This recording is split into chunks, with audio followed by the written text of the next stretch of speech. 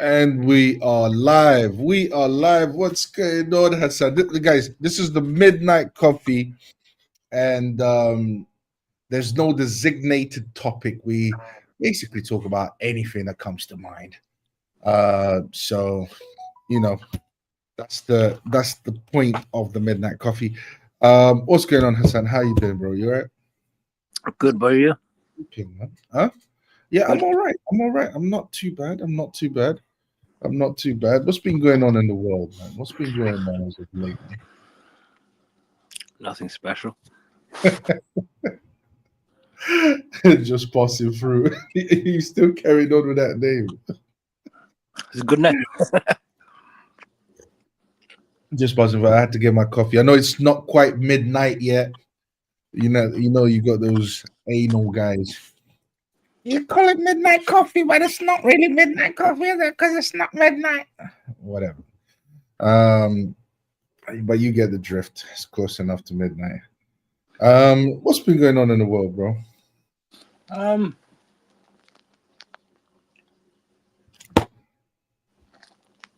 Nothing special. You got anything you want to react to? Has anything happened in this world right now that has bothered your spirit?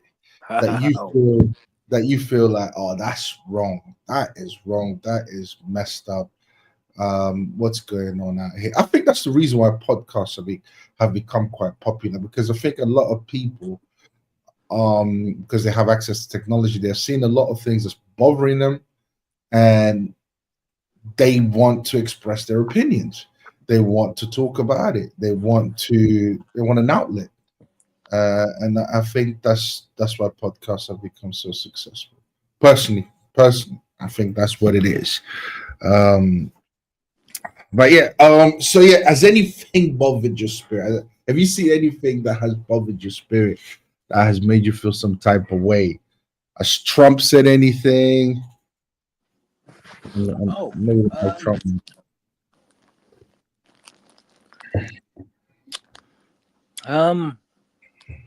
Has Trump said anything? That's a good question. I don't think he said anything that's irritated me. Let me just check online now. So you've been checking up on him, yeah? What's that? So you've been checking up on him.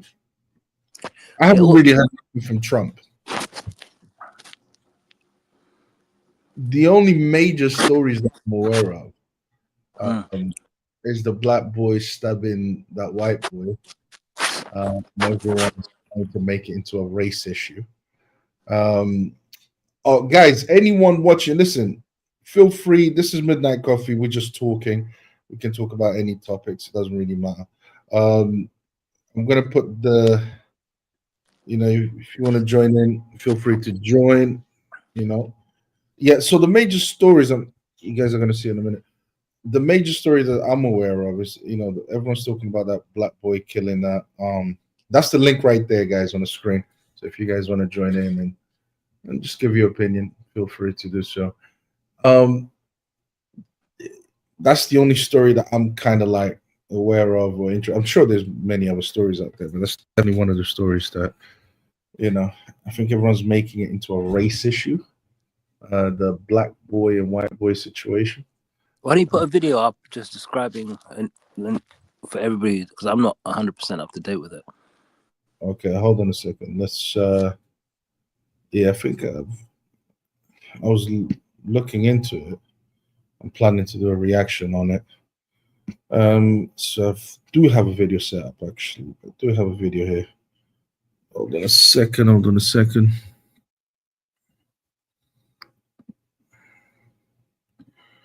How's life been, bro?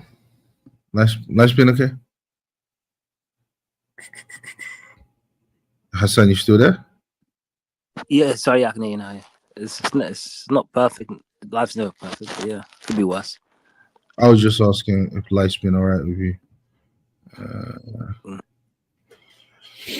All right, this kid here. Let's see what. Fair use, is it? Fair use, yeah, fair use. 7:43 is the time, and welcome back to Live Now from Fox. I'm Jeanne Francine. Turning to a developing story this Friday, as thousands of people have donated to an online fund supporting a family whose son was stabbed to death at a Frisco ISD track meet. It's one of the ways people are coping with the death of Austin Metcalf. Right now, we want to check in with Fox 4's Ticia Muzinga, joining us live this morning with a message from the family. Good morning to you. Alarming news. We continue to get updates this morning. Yeah, you're absolutely right. Good morning. Yeah, we are hoping to hear more information and get more information about what led up to the fatal stabbing of 17-year-old Austin Metcalf from court documents later this morning. But the family of Austin Metcalf, the 17-year-old, they have been just sharing stories about what kind of a man he was and details about the final moments while he was here. But police are saying that 17-year-old Carmelo Anthony, who attends Centennial High School, stabbed Metcalf in the chest after a fight at Kirkendall Stadium Wednesday morning. The family says they believe the fight started over a seating issue in the stands at a track meet. Hunter Metcalf, the victim's twin brother, told Fox News he did everything he could to save his brother's life. Yeah, I pushed my hand on there, trying to make it stop, and I grabbed his head and I looked in his eyes. I just saw his soul leave, and it took my soul too. I'm so sorry. Well, police are investigating how a knife got into the stadium. Anthony is in the Collin County Jail and is charged with murder, and his bond is set at $1 million. Frisco ISD, however, is rescheduling that track meet where all that happened. They're planning to have it next Monday at a different school, Little Elm High School. Back to you. Ticia Muzinga with Fox 4 Dallas. Thank you so much for that detailed breakdown. A lot of eyes on this story. Tragic news we continue to follow. Thank you so much for joining us. Have a great rest of your day. You as well. Thank you. Thank you. I'm Jeanne Francine. Let's take our final 2-minute commercial. Hassan,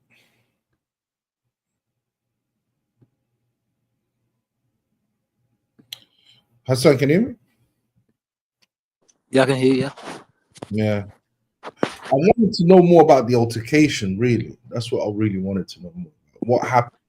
What was the altercation? Just go to Twitter. Yeah. Twitter's a better information source than YouTube. You might be better at that than me. Do you want to go on Twitter and quickly? That's what I want to know. Okay, they fights happen all the time. Kids these days, because they grow up without parents, they grow up without parents and they grow out in a society that promotes a lot of violence. So they're quick to resort to knives instead of fists. I understand all of that, but I mean, that's like commonplace now. That's like something that we expect teenagers to react like, to grab a weapon. This is not, to me, that's not what's alarming. It's not an alarm. It's not a teenager is grabbing a weapon and stabbing someone, or grabbing a knife and stabbing someone, or grabbing a gun and shooting someone. That's not what I find alarming these days. Nowadays, with the current liberal society that we live in, that's not what I find alarming. What I find alarming, what I'm interested in, because I don't find that interesting at all, is what happened? Why did they have this altercation? What was the altercation about? What were they arguing about? What were they, what were they talking about? What was the problem? That's what I want to know. That's what I want to get to the bottom of. What's the kid called again? Sorry? What's his name? Oh, God. Why do I always forget? Let me see. Hold on a second. Guys, we've got 5 of you guys watching. Listen, if you want to join, feel free to do so. Here's the link. If you want to weigh in on this situation, feel free. Here's the link. You're more than welcome. Don't be afraid. Don't be afraid. This is Midnight Coffee. All right? This is Midnight Coffee. We're just talking randomly about random topics. Okay, hold on a second. All I see is teen stab, teen stab, teen stab, teen stab. This is Twitter, right? Yeah. Frisco student. This is not Frisco student killed in stabbing at track meet. Track meet. That's it. That's all I'm seeing, bro. I don't see no name. Let me play another video, maybe. But this one looks better. I want to know what were they fighting about? What was the fight? No, it's probably over something stupid. You know what they were fighting about, but I still want to know. I'm still interested. What were they fighting about? What was the situation? What was the problem? Guys, teenagers these days, the first thing that they do is they resort to knives and guns and all of that. But I mean, can you really and honestly blame them if that's the kind of society that they're living in today nowadays? Look at the society around you. Look at what it promotes. Shouldn't come as a surprise. Sorry about that. Hold on a second. Play this video. There was this kid, before I knew his name now, this kid was sitting under our tent at track. We asked him to move. He started getting aggressive and talking reckless. And my brother stepped in and said, "You need to move." He's like, "Make me move." Also grabbed his backpack. The kid, I tried to whip around as fast as I could, but I didn't see the stab. Video from WFAA in Texas. Tragedy at a track meet. A teenage football life cut short. His family says he died in his twin brother's arms. The suspect, according to police, was a fellow high school athlete who allegedly brought a knife to a track meet and changed so many lives, allegedly, in the course of doing so. We're on the case presented by Law and Crime. I'm Chris Stewart. So hold on, he told him to move. Hold on. I think I saw the video before this. This kid. Huh? I think I have the video of before it happened. Yeah. Let me. So they're all athletes. Mm-hmm. They're on the track meet, and I mean, well, they're part of the same team, and I don't know how the whole. And I like football, and what they asked him to move. Yeah, I think I have the video of this. You have it? Play Yeah. It. So they ask him to move. They get into an argument, back and forth, and he grabs a knife and he stabs him over that. Yeah, let me, because I remember seeing a video of something like this, and then I remember thinking to myself, this is not that interesting, because I didn't know what was going on. I have no idea. But I think I've seen this kid the moment before this happened. Hold on, actually, do you know what I want to react to? I want to react to what Myron said. Myron had a few things to say. Myron from Fresh. Oh yeah. Let's you want the one in the group chat? He had a few things to say. Hold on a second. Let me find the video and then yeah, you posted it on the group chat, didn't you? Yeah. And shout outs to everyone watching, man. Shout outs to all of you guys. How many are watching? Huh? I didn't watch all of it, but Myron had a lot to say, and I think he was just. How many people are watching? Huh? How many people are watching? Oh no, we've got only 5 people watching. Oh, fair. But most people don't know what Midnight Coffee is. But shouts to everyone watching. We're a small channel here, guys. Don't feel shy. You can come in, jump in, share your thoughts, man. Share your thoughts. Yeah, but Myron had a lot to say in regards to this. And his entire angle was basically black people are violent.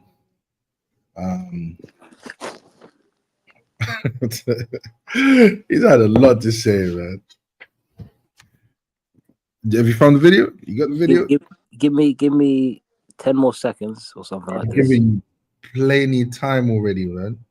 Yeah, it's because I'm on my phone and doing the live feed plus looking through another feed.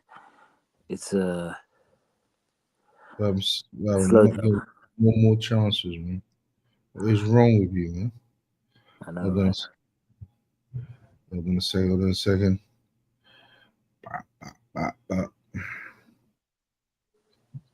Do-do-do-do-do. I think I have it. You think or you have it? I think I have it because I'm just looking at their faces and I'm thinking these guys look very familiar. But I don't know if I. Let me just, because I might be just, my memory might be. One second. Do-do-do-do-do. I've got it. I've got it, my friend. I bet you haven't. Let's see. Are you doubting my skills? I'm a pro.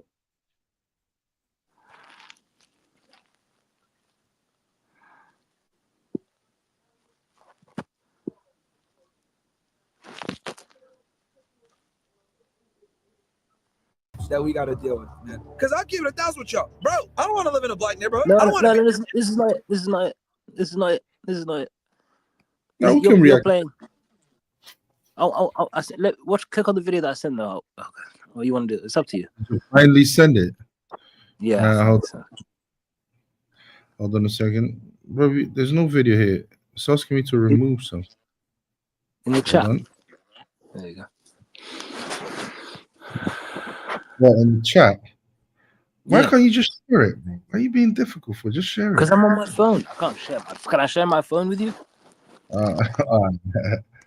Bro, I haven't received anything in the chat. This You is the literally video. Oh, I see private chat. Okay, my bad. Hold on.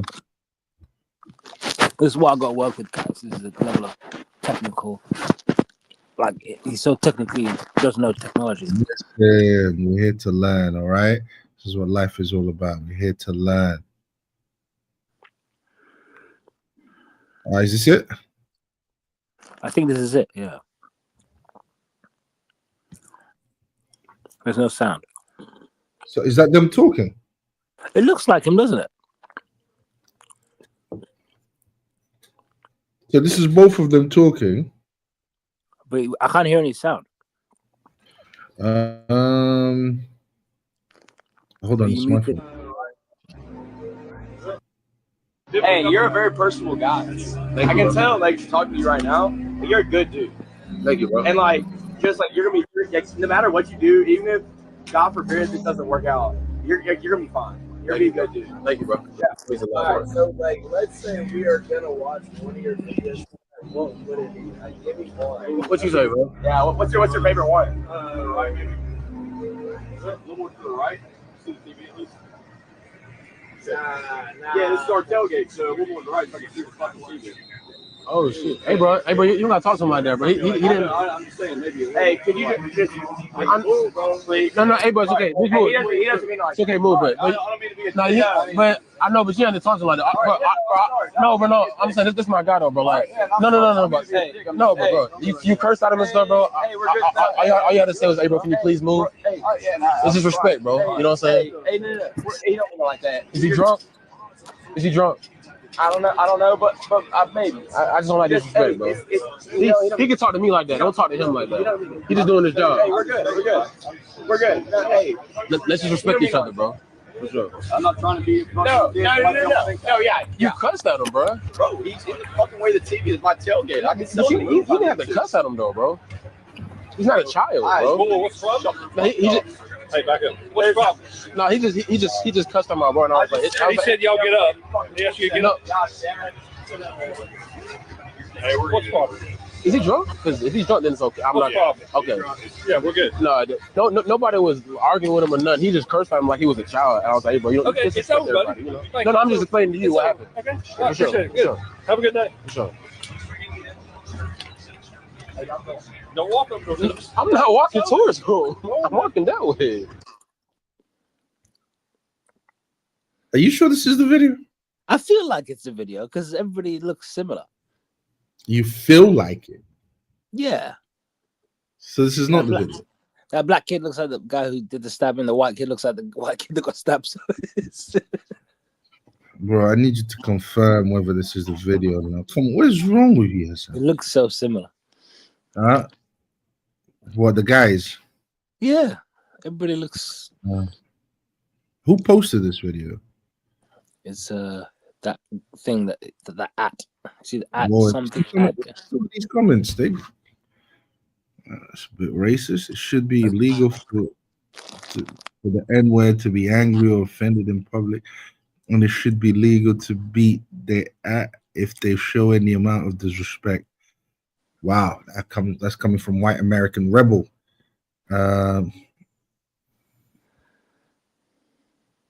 Excuse me. Oh wow. Hey, you're a very personable guy. America's got a real race issue, man. It's unbelievable. Judging by Twitter, yeah, it's unbelievable. They think about race all the time, it seems like. Yeah, but even if this was the video, right? Like the way I would say it is that even if this was, we didn't play the other video again, but even if this was the video, and even if this is what actually happened, it still doesn't explain why you kill another person over that. Let's say someone came up to you and was being rude and asked you to blah blah blah blah blah, right? Or not. Stop. In this instance, yeah, it wasn't directly being rude to the black; it was being rude to another person, and the black just didn't like that. But even if that was the case, for you to turn around then and go and kill someone over that, you know, like, to me, the only time you kill another person is if that person is trying to kill you, and you've got no choice but to end their life because they are going to end yours. And they won't stop.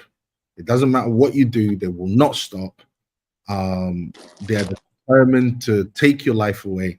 That's the only time I would say, yeah, end their life. Stop them from breathing. That's the only time I would say something like that. But apart from that, it's like there is no excuse to kill someone. Especially not over disagreement. Okay, let's have. I want to look at the other video. That's crazy. And then we can react to what's his name? Good old Myron. He made it all about race. It's so to do with race. All of a sudden, this means that black people are the worst. And black people are the problem, and I want to break this down so badly. I'm definitely gonna do a reaction to this, but I want to hear more. This kid doesn't look like the other kid sitting in the chair. He does, isn't he? Same hair and everything. Bro, man. Well, you think all white people look alike? Yeah. Whoa! You don't make me stab you, bro. Don't take it there. Oh, no, let's my listen. one is gonna be sweet. I'm glad you brought this one up. Yeah, Myron can't help himself. These Negroes. I'm joking. There was this kid before I knew his name. Now this kid was sitting under our tent at track. We asked him to move. He started getting aggressive and talking reckless. And my brother stepped in and said, "You need to move." He's like, "Make me move." Also grabbed his backpack. The kid, I tried to whip around as fast as I could, but I didn't see the stab. Video from WFAA in Texas. Tragedy at a track. Okay. I heard it properly now. So basically, his brother got rude to the guy that stabbed him, because the guy shouldn't have been in their tent, and so he got, he told him, look, you have to move, and the guy didn't want to move, and then they got into it, and then the black guy grabbed the knife and killed him. Okay. Now let's hear. Okay, so one was being rude to the other guy. Actually, I can't say that because I'm not. Video does look a bit similar to what you're talking about. You know what I'm saying? You know what I'm saying? It really does. It really does. But that black guy, he sounded so calm and collected, right? Yeah, he That- walked off in the end. Yeah. Yeah, like he did not look like the type that would do that. Like, because you know, he looked like the respectful type. You know, even the guy that stands up to the bully. You know what I mean? Like, listen, mate, don't do that. He doesn't look like the type that would have lost his mind and then just start stabbing someone. Like, he doesn't look like that type of person. But all right, let's let's see Myron's reaction. I'm sorry, guys. I hate laughing about this. It's just that we know so much about Fresh and Fit and Myron's racist tendencies and how he can't help himself. But nevertheless, it will be entertaining to watch Myron's reaction. I wish we had JM here, man. JM, where are you, man? Where are you, JM? I did send the link to the group, you know. Hold on a second. Stop sharing that. And let's get into Myron's reaction. Shout outs to Arun Farouk. Wait. Huh? What's his name? Afwan Farouk. Who's that? Myron. Oh, his real name. Yeah, his real name. We need to stop saying Myron Gaze. Use his proper name, man. No. No one knows that name. We know Afwan him Farouk. as Myron. That's his proper name. Nah, I like his real name, man. That's a cool name. It's like his parents didn't give a shit. They were like, we're gonna call you a name though. You get a traditional name. So when you go to Massachusetts, you're gonna find it real difficult to fit in. Like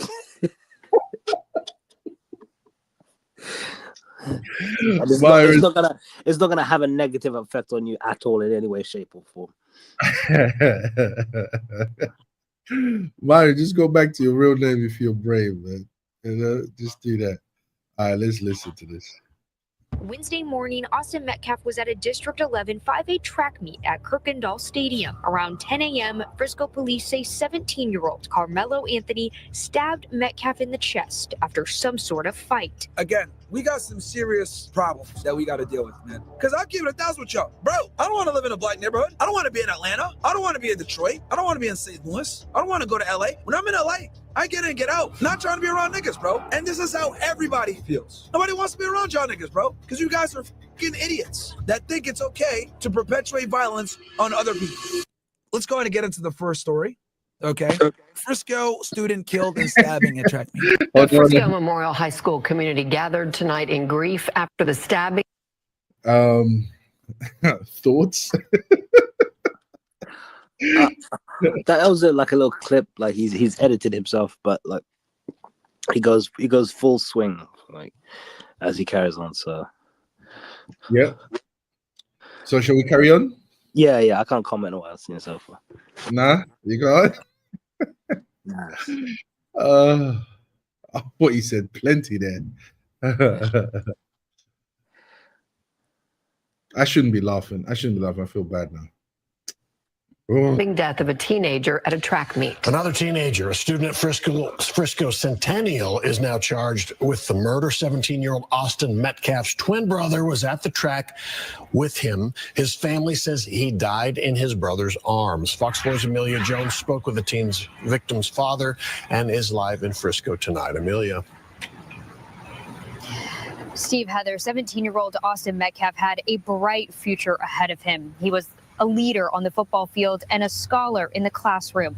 His dad told me he's holding on to memories and leaning deep on his faith as he tries to wrap his mind around this senseless tragedy. He was going to turn out to be a great individual and impact this world with positivity. 17-year-old Austin Metcalf was voted MVP of the Frisco Memorial High School varsity football team. The linebacker held a near-perfect GPA and was in the National Honor Society. He was on the right track. He was doing everything right. I was so proud. Jeff Metcalf never imagined that his son's future would be cut short. I'm still in shock. Wednesday morning, Austin Metcalf was at a District 11 5A track meet at Kirkendall Stadium. Around 10 a.m., Frisco police say 17-year-old Carmelo Anthony stabbed Metcalf in the chest after some sort of fight. Jeff Metcalf says it was Austin's twin brother, Hunter Metcalf, who tried to save him. And his brother was holding him, trying to hold the blood in, and he passed. My son watched his brother die in his arms. It's unclear how Anthony got the knife into the meat or what exactly led up to the fight. Anthony is now facing first-degree murder charges, and Jeff Metcalf It was the best weekend ever. Is only left with memories. I was able to watch and be blessed so much. To having both my sons are amazing. When Jeff Metcalf was diagnosed with cancer 9 years ago, his boys were his strength. Now cancer-free, it's his faith that's keeping him strong. And when I kissed his forehead today, as his body was cold, I ran my fingers through his hair. I told him it's not goodbye. It's see you later. I'll join you at some point too, son. You just beat me to this place. Wednesday night, the family's church opened its doors for the community to gather for a prayer vigil to honor a young man whose life touched so many. But I know he's with the Lord. And I take comfort and peace in that. In our conversation, Jeff mentioned that he hopes his son's death brings changes to security. Look, we got to have a tough discussion here. And that tough discussion is we got some problems in the black community. Okay? I tweeted out, we don't have a race problem in America. We have a problem race. I'm going to say that again. A lot of you FBAs are going to get mad at me for saying it. But whatever. You guys are over here in the debrief, and you guys know I'm going to call it like it is.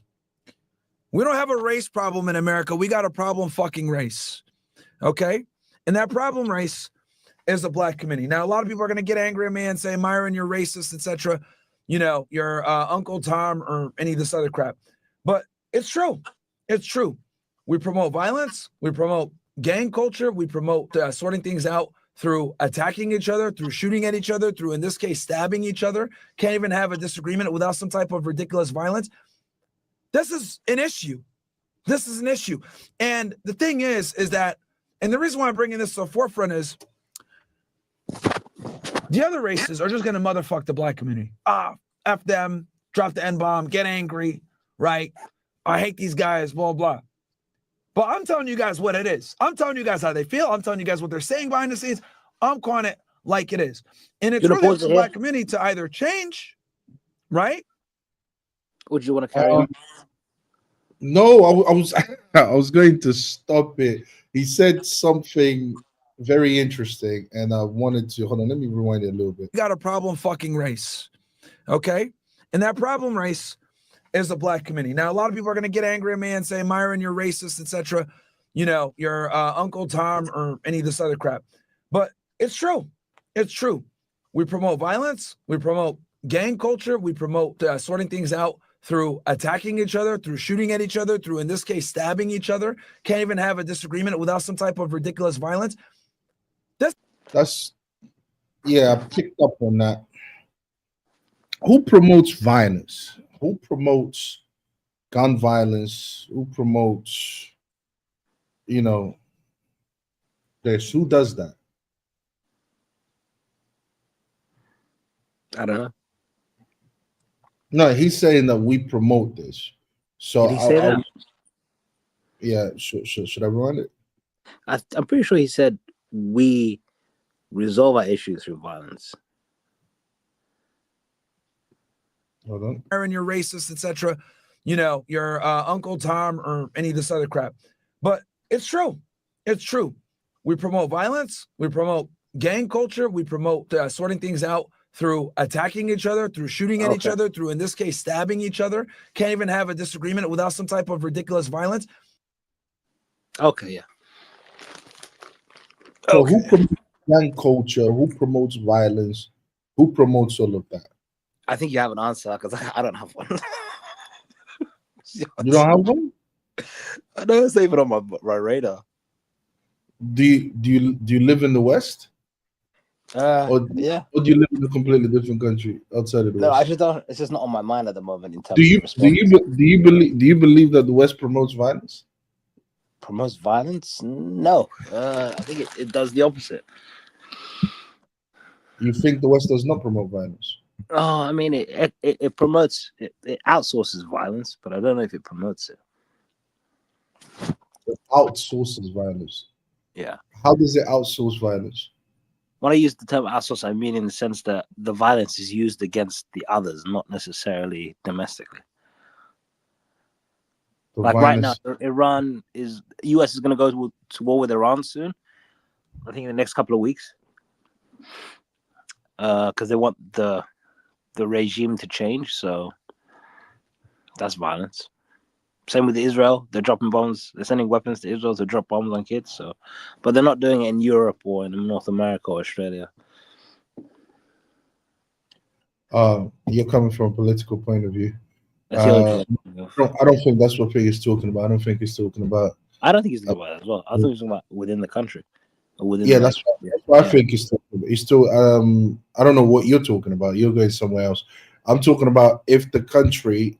I'm talking about if the country itself, the West, America, UK, the West in general, all the countries in the Western world, if they promote violence. No, then no. So who is he talking about? Who is he saying promotes violence then? Black people.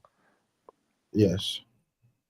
So he's saying that black people promote gang culture, black people promote violence, black people promote.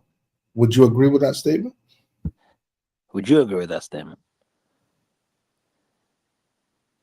Yes. The black community, the black culture. I don't think so. Hold on, I haven't finished yet. The black culture promotes these things. But what I would say is that this black culture is part of the liberal culture. It's part of a bigger culture. The black culture is how do I say this? Is a symptom of something that's going on overall in the Western world. So, for example, Hollywood, that's not the black community, promotes violence. Hollywood promotes promiscuity. Hollywood promotes gang culture. Every time, if you go down the list of their movies, the type of movies that they do, they promote all of these things. I would say music, the guys at the top, the guys that allow the violent music to get out there in society. I think they promote violence. I think they promote gang culture. And we can't excuse the black community from engaging with it. But I can't excuse the black community, but I can't say it's necessarily also it's entirely the black community's fault. That I cannot say. I think the companies that run the music industry, the people that run the music industries, I think they are the ones who allow violence. They're the ones who promote violence because they allow this music to be put out there in society. And I think the ones who control the entertainment system, the people that control the entertainment system, that is the culture. That is the culture. The reason why girls wear what they wear is because they are influenced by fashion, by the entertainment, the fashion industry, the entertainment industry. They are, this is, I'm sorry to say, this is the Western culture. This is the liberal culture. The liberal culture, it promotes all of these things. And the black community is part of, the black community in the West is part of the liberal culture. So no wonder why we are seeing a lot more in the black community. What would you say to that? Say again? Of course you agree. I don't even know if I agree or disagree. It's more of a case of I'm pretty much not clued into these type of things. Did you open a can or something? There's some noise in the background. Oh, my bad. It was, I don't know. Yeah, it's like something was open. Was that? Yeah, I think you're hearing things. Was that like a can of peanuts or something? Right? Anyway, so basically, okay, save me some for that. It was a case of I just don't. It just entered into my. I think people are just people. To be honest with you, I think I think areas that are poorer, you're going to have more violence, unfortunately, because poverty and hardships promote this type of behavior. I don't think there's a cultural decay. Maybe there is, but maybe there is or maybe there isn't. But part of me finds it hard to believe, and I think some of it's, exaggerated. Some of it's unfortunate, but the way he's speaking, I don't respect. I don't respect the fact that he's saying we need to have this hard conversation, suggesting that Black people are unaware of the difficulties in their community, and that they're choosing the unfortunate stereotypes that they're associated with. And he even went on to say, they won't say it to you. They'll say N-word behind your back and things like this, but to your face, they won't say it. Which goes back to who's the type of people he hangs out with. He is a sociopath. There's no two ways about it. He is a very sociopathic person. He likes talking down to people. He likes feeding off people's weaknesses. He's a very manipulative, vile person, to be honest with you. Do you know why? I don't know. No, I don't agree with you. I think he is highlighting something that is true, but his conclusion is not correct. It's not. Yes, is there a problem in the Black community? Yes, there is. Is this the Black community's fault? Yes, up to a certain extent it is, because they are also to blame. Yeah. But is the Black community entirely at fault? No. Why? Because there are other factors influencing the Black. There are other powers, external forces influencing the Black, not just influencing the Black community, influencing the entire Western culture. When we're talking about culture, how do you global culture? Let's be fair. No, not really. Yeah, global culture. Secularism is a global culture. But the thing is, when we're talking about culture, how do you understand culture? What is culture to you? It's that's a great question. Wow. What is culture? What do you mean, wow. What was that? That is so condescending. Wow. No, just don't worry. Just eat. Oh, were you surprised I asked a great question? This guy. Eat your peanuts. So basically, yeah, go ahead. I'm thinking, where did you get a can of peanuts from? That's the interesting part. But anyway, peanuts here. Yeah, go ahead. But that's a great question. Culture is the collective, religious, ethnic identity, and I guess behaviors of a group of people. Yeah, that's incorrect. Oh yeah. I mean, when I think of culture, I think of the way people dress, the type of music they listen to, the type of feasts, the type of things that they celebrate, the type of laws that country has. Everything that comes out of what you believe in, everything that you said. For example, if as a Christian, my culture would be one that's, we have our feasts, we have our beliefs. So my culture comes out of my belief system. My kids can't dress a certain way. Sorry, my children cannot dress a certain way. I cannot dress a certain way. I cannot watch certain things. So therefore, what we celebrate and how we behave in society is going to be completely different.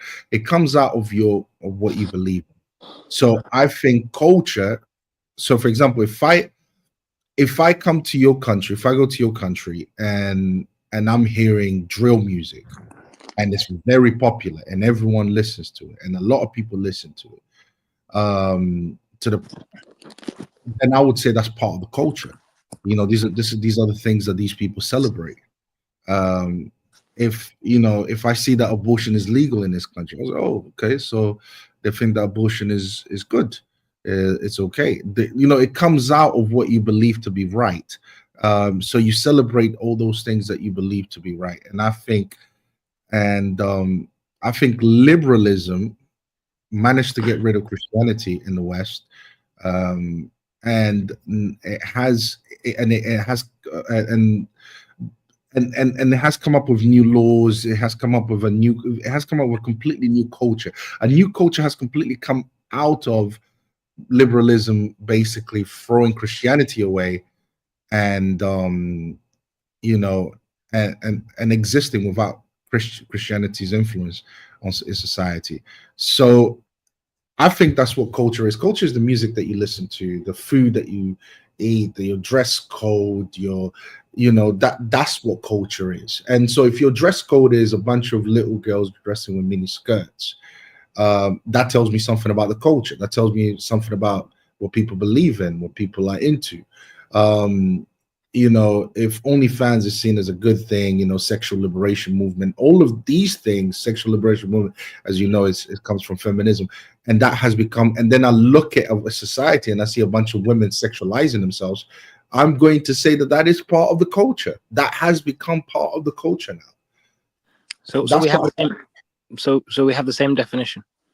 No, we don't. I literally said the same thing as you. I just didn't use 390 words. No, you didn't. Go on. You give me yours. Actually, I already my definition. So it's you're just gonna copy from mine. It's the people's collective. Okay, there's no point in me saying it now. But here's the interesting thing that Myron said, which makes me think he's a sociopath, right? He presents it as him trying to help out the cause. What he says is they'll say N-word behind you, this and that, and F you up in the other ways, but they won't tell you the truth. The father that we just saw talking about his son being stabbed, do you know what he said? What? He said, I don't want this to be used by people to make racial comments. This has nothing to do with race. Oh, Myron said that. The dad said that. The dad said that. Okay, all right. The dad said, my son was killed, but this has nothing to do with race. It's a He's tragic event. right. Yeah, he's absolutely right. Yeah. The dad said that. This guy's saying, Myron saying, you niggas need to fix up. Yeah. Myron's making it all about race. This is what makes me laugh, because this goes back to what the red pill is. It feeds off the weaknesses of people and promises. In Islam, we have this concept of the Antichrist. Yeah. You know this. We have the same concept. Yeah, go ahead. But our concept is he's literally a person. Like, he's literally a guy. He's a false Messiah, right? Mm-hmm. And he's got one eye. Okay. He's partially, he has some sort of visual impairment. His right eye has a visual. It's cloudy. He's blind in one eye, right? Okay, so yeah. So what he does is he's meant to be a test for mankind, right? A major test for mankind near the end times, right? And what he's meant to do is present heaven to people through false miracles. Well, he has the power to do things, but only by the will of God, of course. Hence the false Messiah concept. And what he does is he presents heaven to people to a certain degree, in one way or another, reward and paradise and things like this. And what he does is he's misleading people by presenting them a falsehood. And once they accept it, they go down a dark path. Yeah. That's what the red pill is to a certain degree. When I say red pill, I'm talking about Myron and all these things that they talk about. Because what they do is they go down the darkest path, trying to present things as truth, but it's really making a victim of the person who buys into it. Everything it focuses on, it poisons it. Yeah. Like, for example, there is no good woman in the world. Yeah, you're doomed. You're doomed. Now, the one who's already inclining towards that, but accepts this false premise and then goes down the path. Yeah, they're the most slightly vulnerable ones. And there's a few other people that have the same mindset that will accept it and whatever. You're right. But then they present the OnlyFans girls and look at Myron's girl. She's literally does the stream with him. She's not a housewife. No shade on her, but she's not a traditional wife. She's not what's meant to be the end of the end.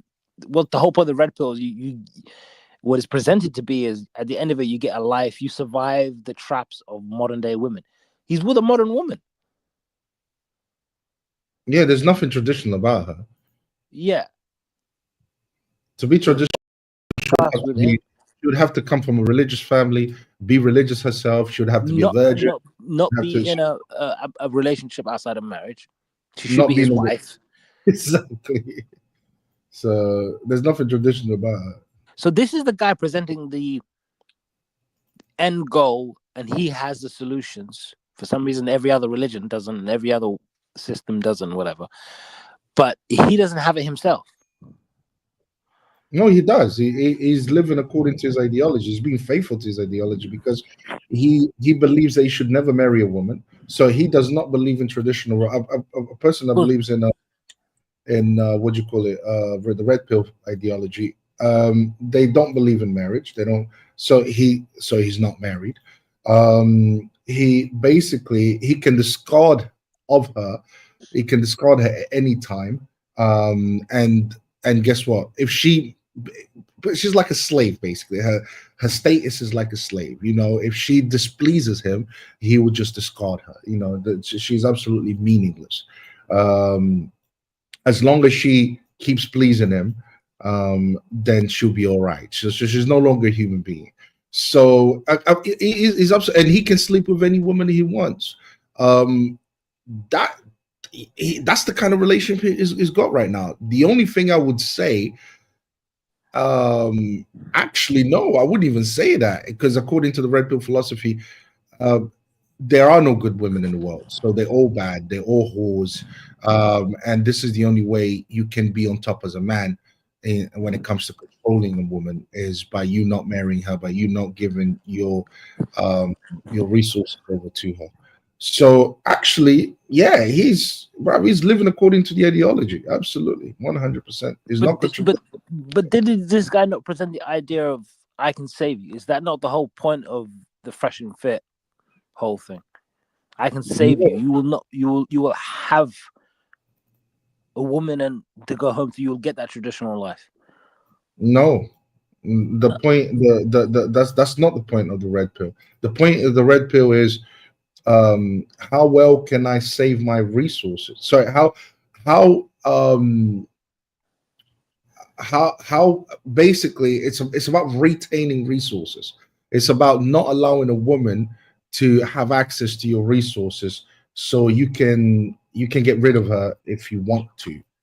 You know, let's say she won't take nothing from you. If the relationship breaks down, she will not have any rights to your financial situation. The whole thing is based on you cannot take my money, basically.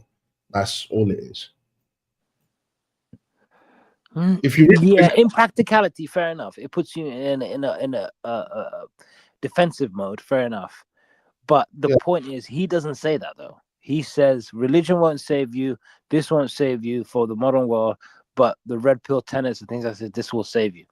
And you'll get into a position where you'll find a good woman and she'll be loyal and things like this.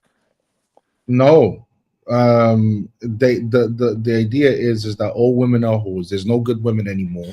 We live in an irregular. Oh, okay. Unregulated, not irregular. So unregulated. So unregulated dating market. So which basically means if you want to survive in this unregulated sexual market, this is what you have to do in order to survive and retain your resources. So that's the whole idea, is how can men survive in this unregulated dating market. So that's where he's coming from. So he is living according to his ideology. Yeah, but anyway, from a religious perspective, from from the perspective of the Antichrist, which I presented, he's presenting a false narrative that leads people astray. What, the entire red pill is a false narrative that leads people astray. It doesn't stand up. It doesn't stand up to scrutiny. Yeah. Yes. Now, it's like, how, for example, how do you know there's no good women in the world? Have you met all of them? good point, yeah. Are you religious? You've already asked. I remember you asking this question to a one. It's like the entire ideology doesn't stand up to scrutiny. Yeah. It's quite interesting. But yeah, this is why I find this whole thing entertaining. This clip, this is why I put it in the group chat. Every second of it makes me laugh, because he's selling you an idea of chaos and crisis, and the more you buy into it, the more of a victim you become. Yeah. When the father of the actual dead son is telling you, don't make it about race, he's his son. He's got the situation he's got to deal with. And he's saying, don't make it about race. Now, this guy's saying, hey,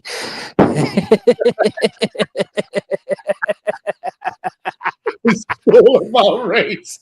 Oh, you N-words, you make me sick. Stop doing this. It's like, now this is why I went from he doesn't have mental health issues. He's not a person. This is me judging his character. He's not a person who has an identity crisis. He's just a sociopath. He feeds off the weak. He feeds off fear. He feeds off insecurities. This is why he's so dominant over women, because they're physically and mentally and whatever. And in some, one could argue, more vulnerable, not inferior, but more vulnerable, physically more vulnerable, generally speaking, more vulnerable in a variety of other ways. This is why the relationship. This is the red pill is a path that leads. I'm being a bit dramatic here, but it's a path to hell. And at the end of each path is a demon. I think Myron behaves like a demon. Even look at his picture, man. Look at that picture, bro. Look on the screen.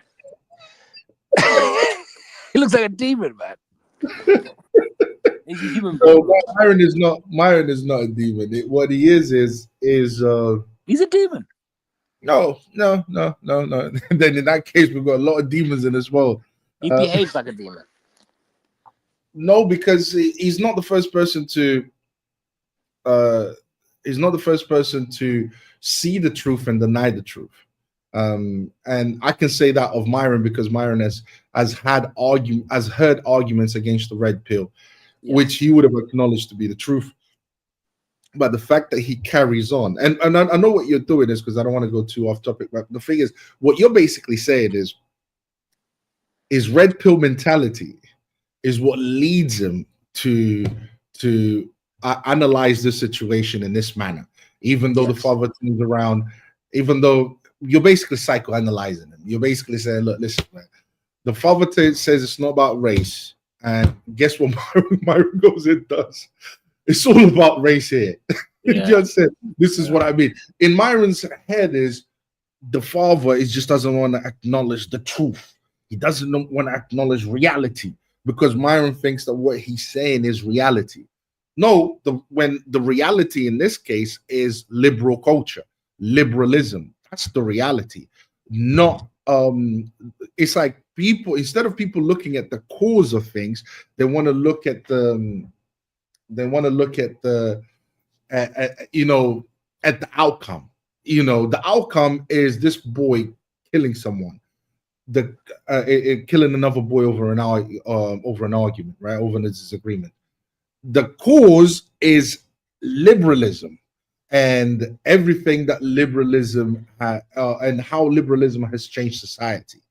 That is the cause. Oh, of yes. Oh, that's the Okay, I see what you're saying. You see what I'm saying? So he wants you're looking at the bigger picture. Yeah. So he's looking at the outcome. People are looking at the outcomes. Oh, how evil is this situation here? The father himself is saying, look, listen, this has nothing to do with race. And it doesn't. It really doesn't. It has nothing to do with race. Now, why are we not seeing white people do this? White people do this as well. There is white people that kill other white people and other, these crimes exist. You know, to me, this crime, both of these kids, are products of liberalism. And I think eventually, I think the reason why we see it more in the black community is because the black community is a minority. It's always going to be more demonstrable. It's always going to be more apparent within the minority. It's not that it's not apparent in the white community. It's just there's a lot of them, so you don't see it as much. But eventually, liberalism just leads to self-destruction. And guys, for everyone listening, when I say liberalism, I'm talking about the ideologies that are attached, that comes out of this liberal concept. There's nothing wrong with liberalism. If liberalism was anchored on Christianity, it would be great. But liberalism is not anchored on Christianity. Liberalism is anchored on feminism. It's anchored on secular humanism. It's anchored on all these other ideas, or so-called liberal ideas, that has turned the Western society into what it is now. Bunch of weirdos. A bunch of morally degenerate people. That it turned the West into into individualism. People, it's all about my happiness. It's all about individualism. It's all about, no one cares for society as a whole. That's what liberalism is predicated upon. It's predicated upon my happiness. It's predicated upon individualism. It's predicated upon, it's not about sacrifice and thinking about society before I do anything. Let me think about it. That's not what liberalism is about. It's about my happiness. You hear it, my body, my choice. Forget the fact that I have a human being. It's not about that. It's about my body, just about me. It's a me culture. That's what liberalism is. And it's when you've got two people where one is saying I'm right and the other one saying I'm right, this is bound to happen. Liberalism is the reason why there's no fathers at home in the black community. That's because of liberalism. They facilitated that. They facilitated that through abortion, through the pill, through the welfare system, by housing women who get pregnant. They facilitated that. Because all of those things that became legal, it was all to get people to the point where they think about me. It was all to create a me culture. That would, and an individualistic culture where it's all about my happiness and what makes me happy. So when you've got two people saying to each other, "No, I'm right," the other person goes, "I'm right," you're gonna have a clash. So to me, that guy is a victim of liberalism. Both of them are victims of liberalism, basically. Yeah, both. Okay. Yeah, that's what I would say. So, but Myron is not interested in that. Myron is interested in his hatred for black people. Myron is in. I don't think. Yeah. Myron is interested in, because the thing is, the reason why I say, I know it sounds like it sounds like what I'm saying is very, comes across very strong, like hatred for black people. The reason why I say that is because, first of all, Myron isn't stupid. He's able to think. He understands. Is a logical being. Is not dumb. So he knows the kind of culture. If he can understand that we live in an unregulated dating market, how can you not see what's going on around in society? How can you not see the fatherless? How can you not see what okay, if I was to ask what caused the black community, all right, what caused the black community to be fatherless right now? What caused it? That's a great question. What caused it? What caused it? You would say Lyndon B. Johnson's. Yeah, Lyndon B. Johnson, the Great Society Project, the welfare system, which eventually spread all over the Western world. And then all of a sudden, we've got this welfare system that basically tells women that, yeah, it's okay, you can get pregnant, have a baby, and then we'll just house you and pay for everything. No worries, you can do all of that. But then again, of course, you're always going to have that if you're going to tell people that you can be promiscuous and just have sex out of wedlock. Yes, you're always going to. You're always going to have that. I mean, who didn't see that coming? And then you strip away a shame base. No, shame is always there, but premarital relations, the shame associated with premarital relations. Yeah, exactly. So you're telling me, do you know who the people that that invented the actual pill? Her name was Margaret Sanger, the one who founded the what do you call Planned Parenthood. Planned Parenthood. She, along with another lady, which who was she was very rich and she used to give money to the feminist movement. They found Gregory Pincus, okay, a scientist, to create the pill. Now, to create the pill, why would you want to create the pill? What's the pill for? The pill is to stop a woman's contraception. It's to stop a woman from what? From getting pregnant, right? Sorry, after having sex, they can take the pill, and I think within 3 days, then the pill kind of, stops them from getting pregnant. That's the whole idea of the pill. Why would you want? Why would you want that? Why would you want women? Because so you can go somewhere during the summer, anyway. So you can go and have sex outside of face, so you can be promiscuous, and then you give them abortion. Then you legalize abortion, right? Why would you do that? What's the reason? What could possibly be the reason? Of course, now you've got a bunch of people having sex outside of wedlock. Now you've got a bunch of babies being born outside of wedlock, and you've got their family saying you can't live in my house because you did something that is immoral. So guess what the government does? Here's a house. Now, am I completely against what Myron is saying? No, because the black community has to bear some of the blame, because at the end of the day, you still chose to go along with that ideology. You still went along with what society told you to do. Then they had the sexual freedom. Then they had the sexual revolution, that it's okay to go and have sex. It's all right. It's my body and I can do whatever I want. The sexual liberation movement that came right after the pill when the abortion was legalized and all of that. And then they had a bunch of babies out of wedlock. And then the government says, here's a house, here's some money. Now you can blah, blah, blah. And that's how all of those things create the current culture that we have. And that's why we have so many fatherless homes. Now, the reason why you don't see it that much in the white community is because, well, the white community, generally speaking, there's more people in the white community. So it's harder for you to see it. But within the black community, yeah, you will be able to see it more clearly. It will be more apparent in the black community. And this is what I'm saying. That changed culture. What happened there changed the Western culture, changed everything. So this is what I'm saying. But why isn't Myron focusing on that? Why is Myron it's like, I don't mind Myron saying that we have a problem in the black community, but we have to take into account this A, B, C, and D. But he's not doing that. He's just saying these guys are violent, these guys are blah, blah, blah, as if they woke up tomorrow. They woke up one day and said, let's just be violent, just go around and kill people, as if that's how it happened. That's not how it happened. I'm always right, man. I'm always right. But play it, because this is. I want to watch the whole video. Well, that was a haymaker right there. That speech of mine was a haymaker. What speech? This is an issue. This is an issue, and the thing is that, and the reason why I'm bringing this to the forefront is the other races are just gonna motherfuck the black community. F them, drop the N-bomb, get angry, right? I hate these guys, blah, blah.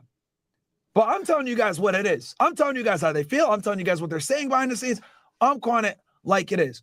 And it's really up to the black community to either change, right? Or we're going to continue to perpetuate the stereotypes, and we're going to continue to deal with said stereotypes, right? And the culture's got to change, bro. The culture has to change. We got to stop promoting guys like Little Durk and King Von. We need to start promoting intellectuals and guys that get shit going on, right? We need to promote going to school, not being a scumbag, versus being a scumbag and scamming and not snitching or whatever. Like, we do everything backwards in the black community, right? We prioritize doing drugs, selling drugs, robbing each other, scamming, not snitching, not cooperating with the police, right? Fuck 12, all this dumb shit. That's what we promote. That's what we promote. So when you see a 17-year-old kid enact enormous amount of brutality in a quick amount of time, like, where does that come from? Where does that come from? Because look, let's go ahead and assume that this story is true with what the Twitter handle is saying, and saying that the twins tried to jump him, right? Stabbing? Why do you have a knife at a track meet, dude? The hell is going on? Again, we got some serious problems that we gotta deal with, man. Because I'll give it 1,000 with y'all. Bro, I don't want to live in a black neighborhood. I don't want to be in Atlanta. I don't want to be in Detroit. I don't want to be in St. Louis.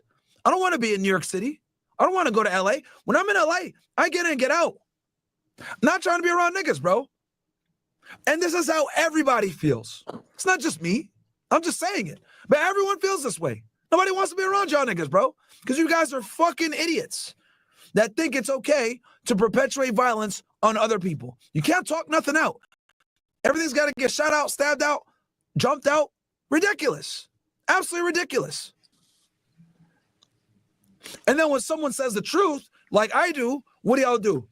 Oh, you Arab. You ain't even one of us. What does that even mean? What? I got to be one of you idiots to tell you that you're an idiot? I have to be an idiot to tell you you're an idiot? Yo, we've got JM in the house. JM. What's up, bro? What's good on, brother? Good. So far, your reaction. Well, let me tell you something. So my thing is, what's the motive? When I see someone constantly critiquing a group, I have to find out what the motive is. What's their motive behind it? So Myron doesn't identify as black; he identifies as an Arab. So he's not coming from the position of I need to better my community by highlighting the things that are wrong in my community. He's not doing that. He's an outsider by his own terms, critiquing the community.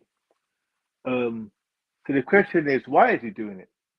What is his motive? Does he have an affinity with the community and wants to see it do better? Or does he have a hatred or a dislike for the community and just wants to disparage them? That's a good question. Now, right. So what you have to do, you have to examine the language that's being used to determine what the motive is.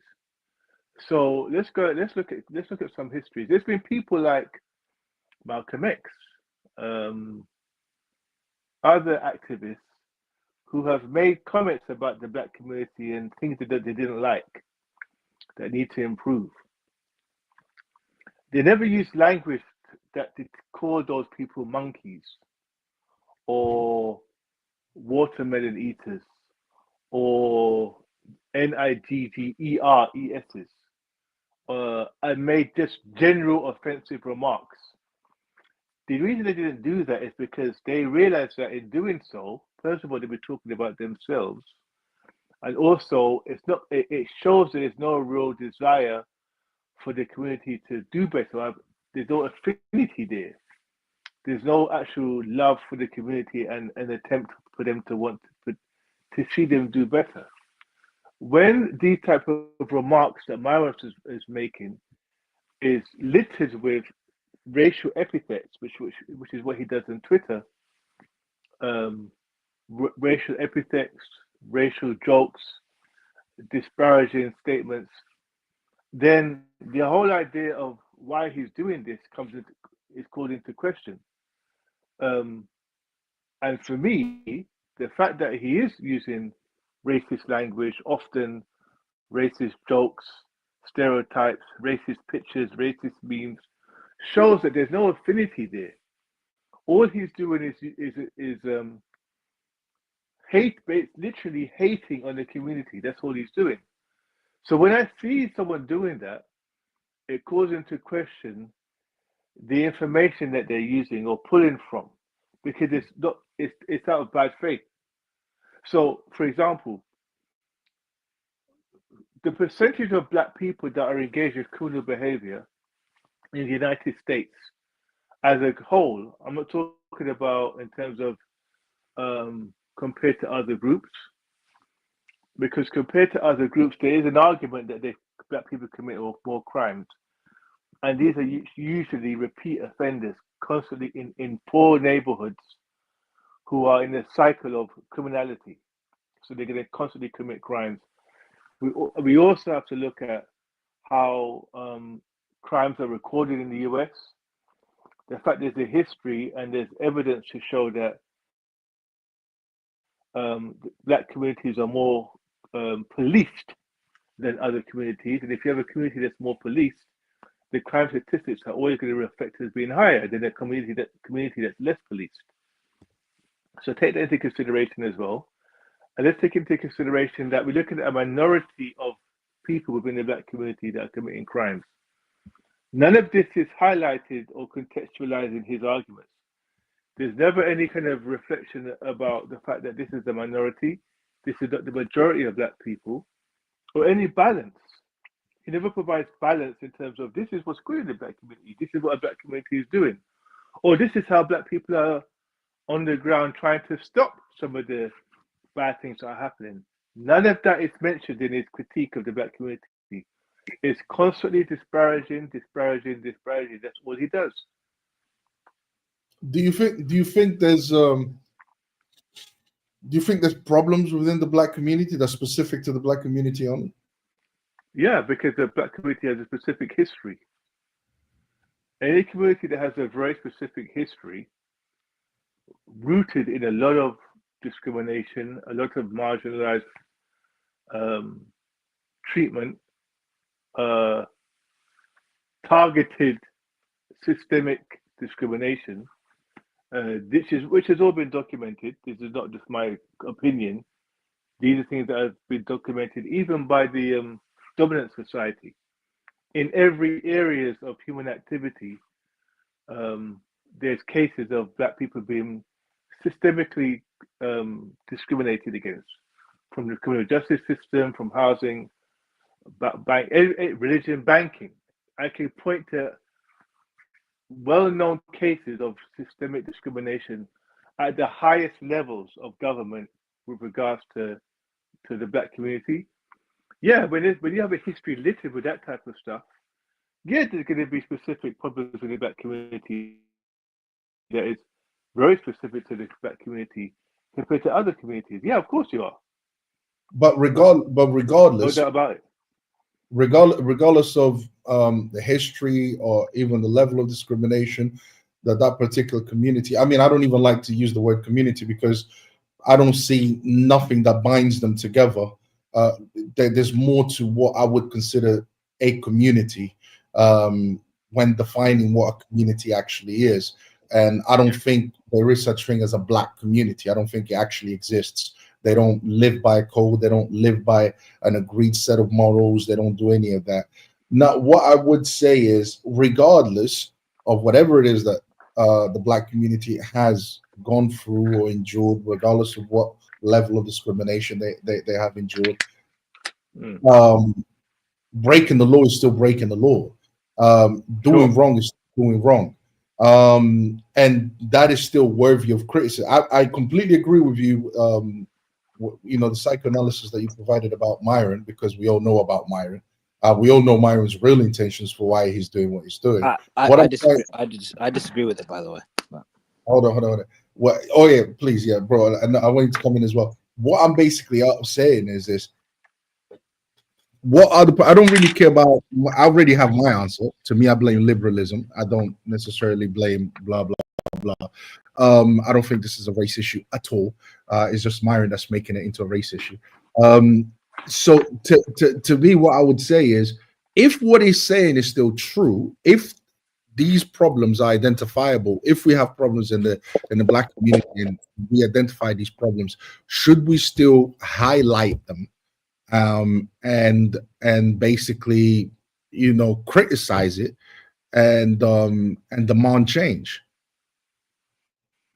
So I'm going to do something, a bit of an experiment. And I'm going to predict the outcome of the experiment with Nelson. Nelson, you suggested that none of this is a race issue. I'm going to ask you a series of. You suggested that none of this is a race issue. It's not a race issue. No, the story itself is a race issue. What story? The story. I'm not talking about Myron's reaction to the story.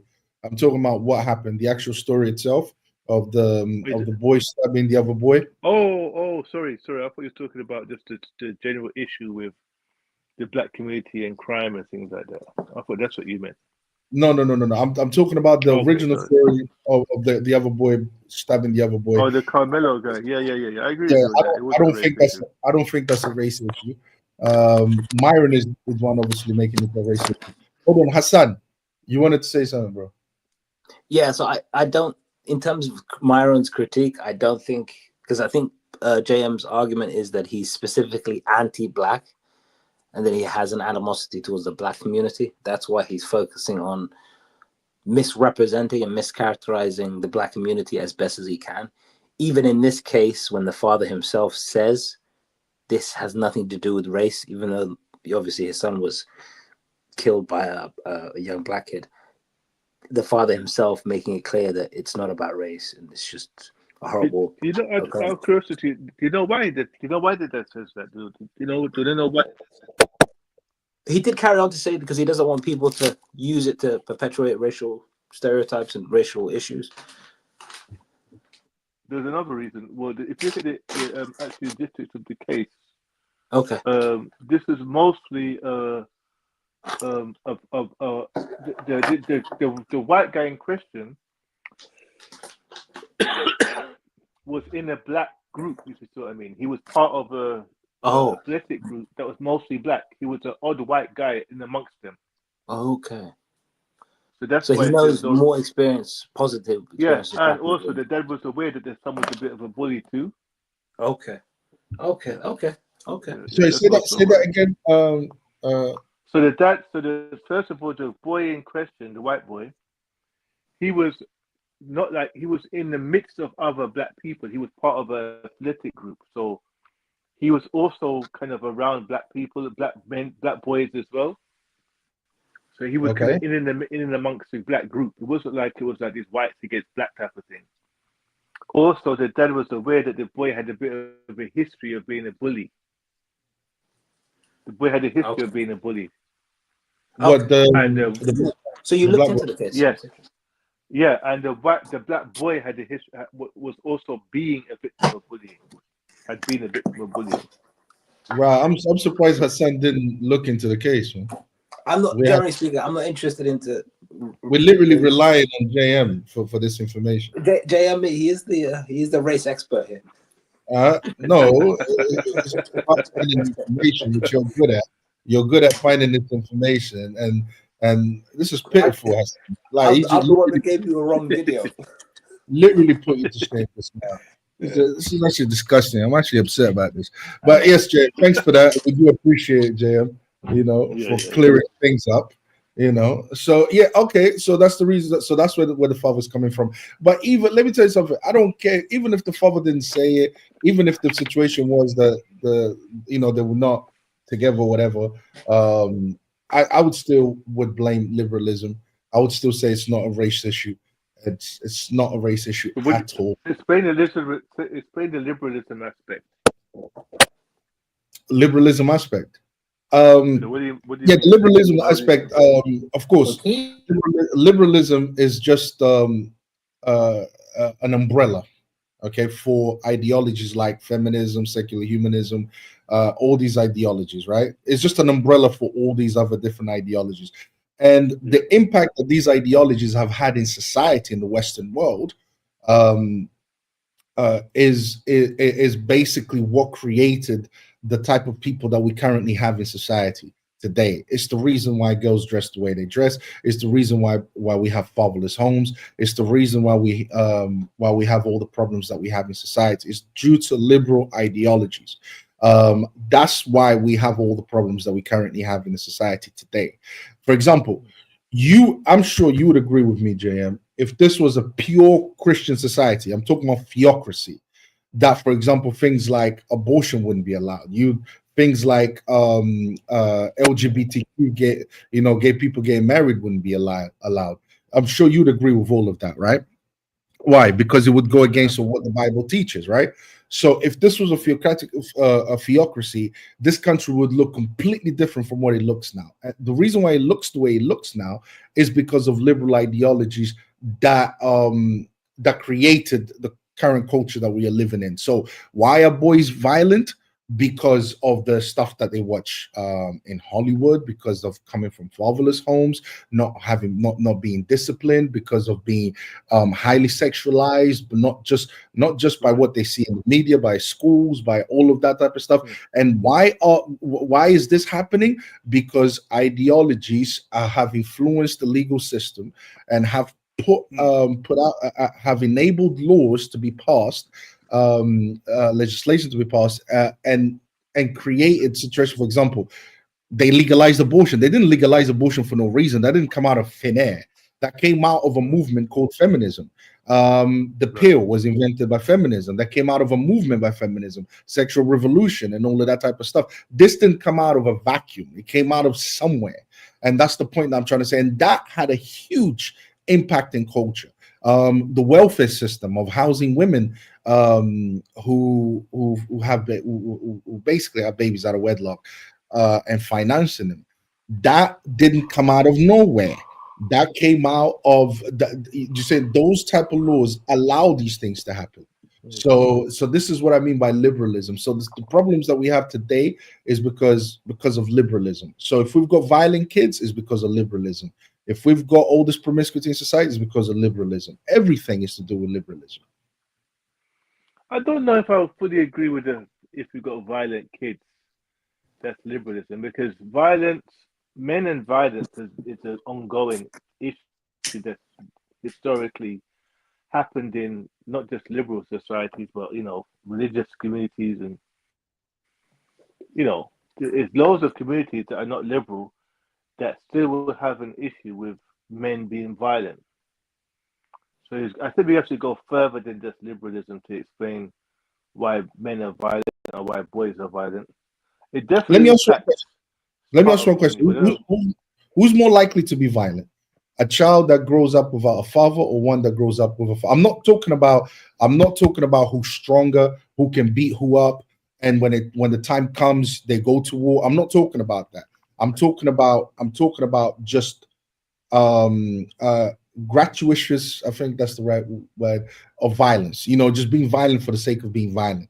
Who's more likely to behave like that? The one who's being disciplined by their fathers and fears his father, or the one who basically was raised by a single mother and had no father around? The father never interacted with that child. They never had a male figure in their life at all.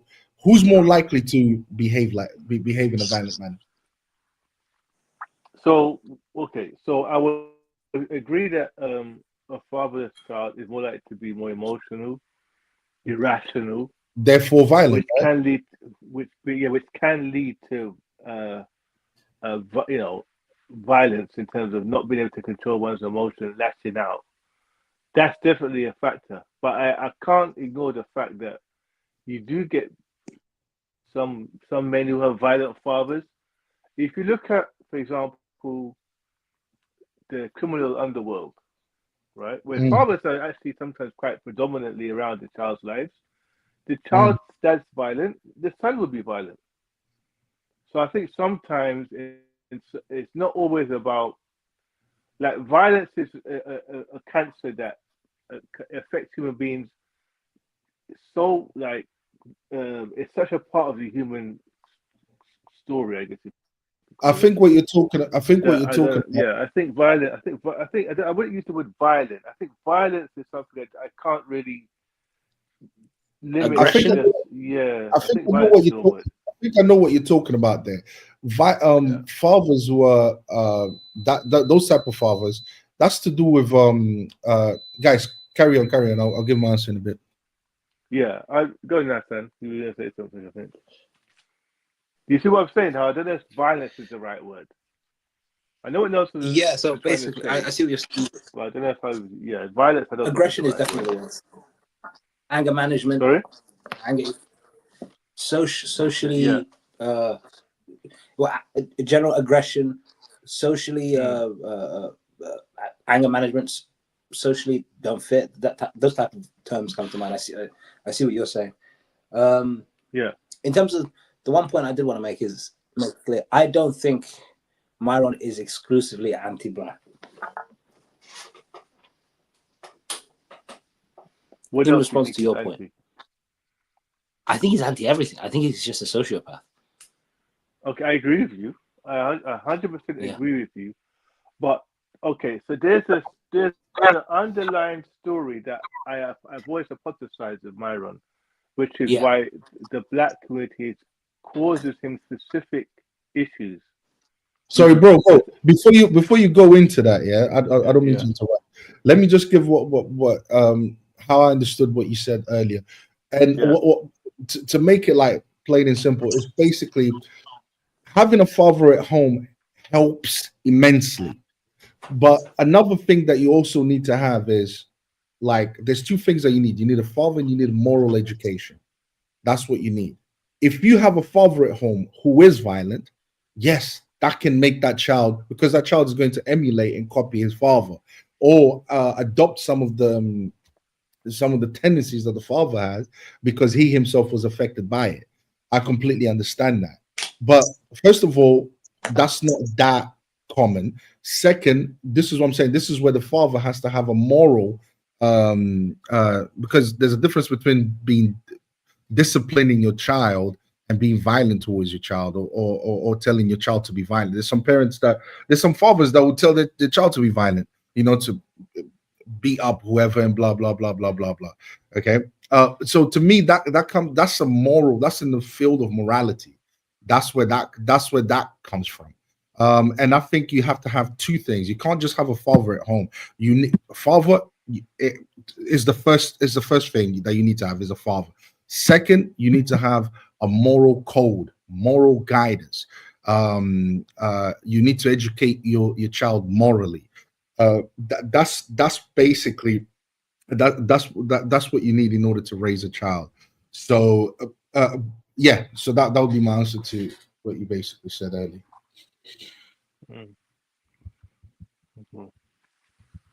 What was I saying?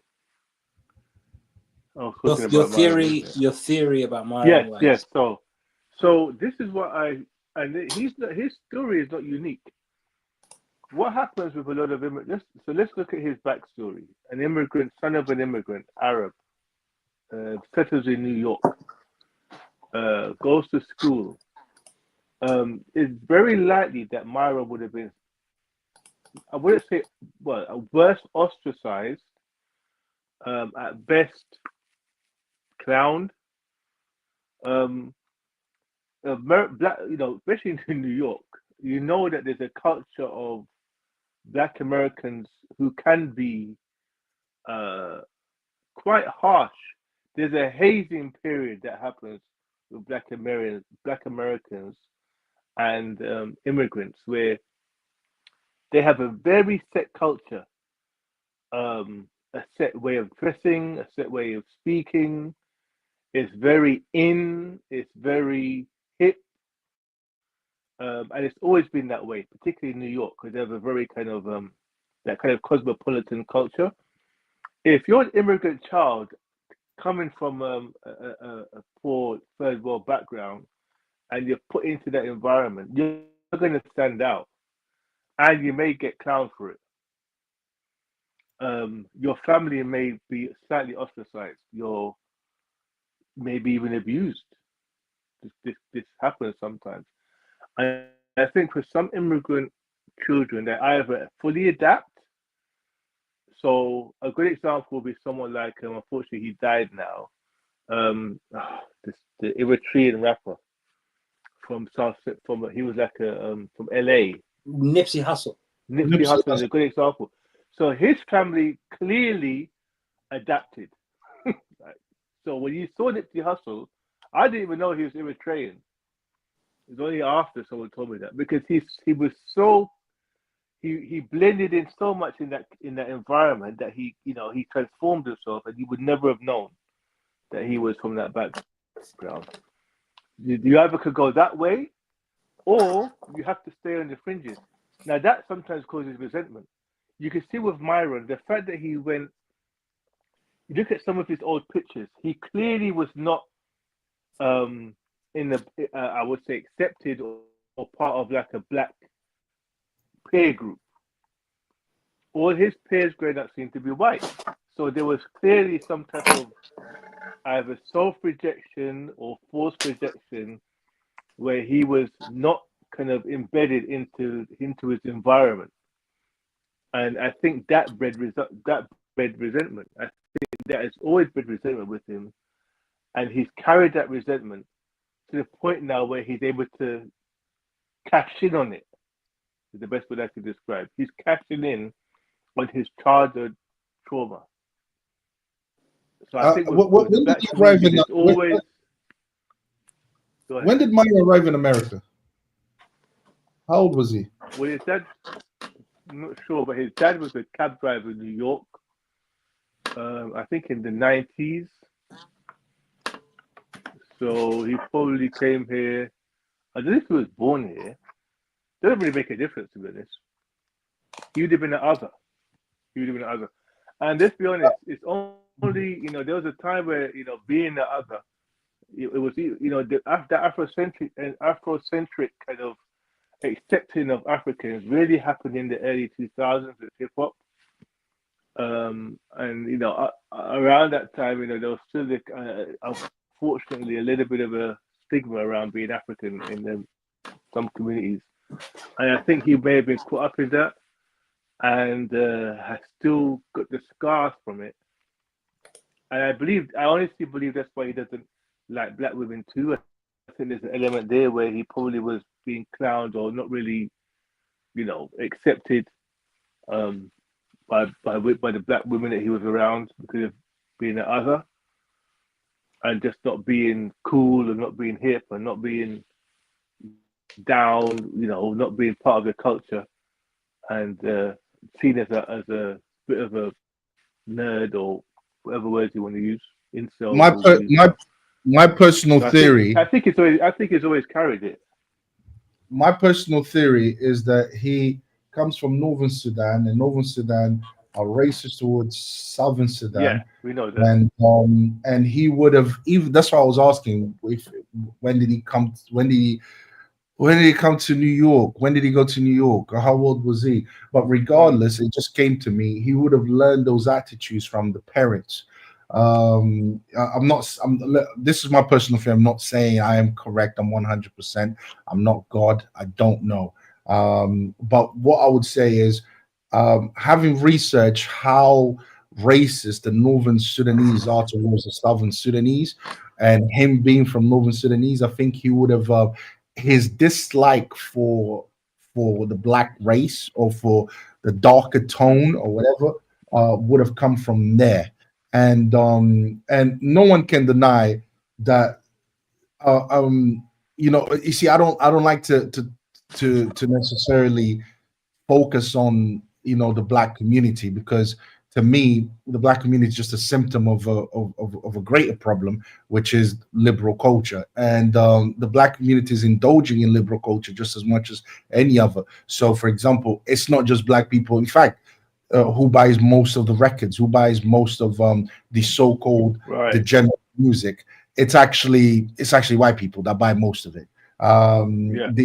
This is actually the facts. So are black people not to blame because white people buy most of the music? No, they are also to blame. We have to take accountability for what we do wrong, but we can't necessarily. We can't say they are completely to blame. Not at all. The entire liberal culture, other races that participate in it, are also to blame. And he doesn't factor those things in it. And I think it's because he comes from a racist background. He comes from a racist country.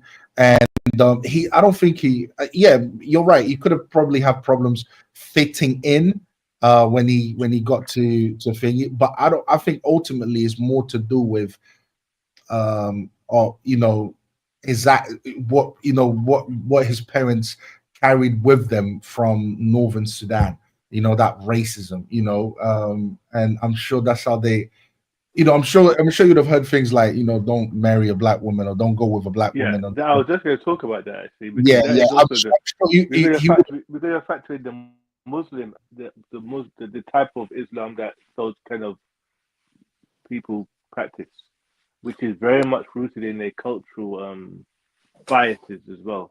So he spoke about his mom saying, "These women are whores." So she was talking about she was talking about the black women around her. They grew up in New York. That's who she was referencing. So he would have been he would have known that that's what she meant. I don't think he was talking about the white women around it because he grew up in New York. Can I respond to JM's point, because I think you want to say a few things, Octavio, but I just wanted to respond to JM's point. No, I was just going to say the whole thing. There's a big difference between saying don't date Western women because they are whores or they are sexually promiscuous, and saying that don't date black women. I think this is what he was being told. I think that's what he was. Well, go ahead. There might be an assumption there. Fair enough. No, I don't think you know that's what he was told. I don't think there is. Listen, man, we get that even in the UK. I've heard remarks like that. I know Hassan's going to try and make this a religious thing now. I know he's going to. Because first of all, I see you shifting there. I know where your hands always move. Don't go for the cookies and tell me, oh, you can't go for the cookies. We're talking race, Hassan. Don't turn this into. You literally said Sudan, and then you said Muslims, and then I was like, oh. In my head, I was thinking, does this guy not know he's Catholic? People up to some crazy stuff. Wow. But shout outs to you guys watching. Shout outs to all of you guys watching. Shout outs to you. But yeah, go ahead. But initially I would have rejected JM's theory of the inability to integrate into the dominant culture, because America is it draws very clear lines. Black, and you're either black or you're white, pretty much. It seems to be playing out there. You're either with us or you're the other. I think you're either white or the other. I think it's new one. Who has that for? The dominant society. I would say America. That's how I see America, anyway, in terms of how it plays itself out. I think it's much more nuanced than that, and I think they use buffer classes, buffer races. Oh, okay, yes. Divide and conquer type of thing. Yes. It's a lot more nuanced than that. That's why Myron is in the position. The reason why Myron is in the position that he is because he's a buffer. Okay, I see. Between white racists, so he's the perfect. He's validating their prejudice. Right, and he can do that because he's not black and he's not white. Same with the Latino community. Arab. Yeah, he's not. Yeah, they do it too. We saw it. We had a good friend of ours with the blonde hair. That used to do that. So there's a buffer kind of situation where it's not as simple as black and white. Yes, I'm with you there. And it's generally bad faith, and it's disingenuous, and it's geared towards propping up a dying theory. A dying pursuit, which is white supremacy in America. Right. Because the complaints are always we America first means white first. It means a variety of, but it's geared towards propping up whiteness for the sake of whiteness, and that being the value, and associating all good with whiteness and intelligence and morality and decency, and to the point where Myron even says to himself, "I do not want this country to be Islamic or whatever it is. I would rather have it be a white Christian country." Whatever. And so I think which really just emphasizes the point that you're making in a sense. But when I first heard, if you were to say this to me a year ago or two, I would have subconsciously dismissed it. But what makes me sort of gear towards it slightly more, that theory, is because of DJ Academics.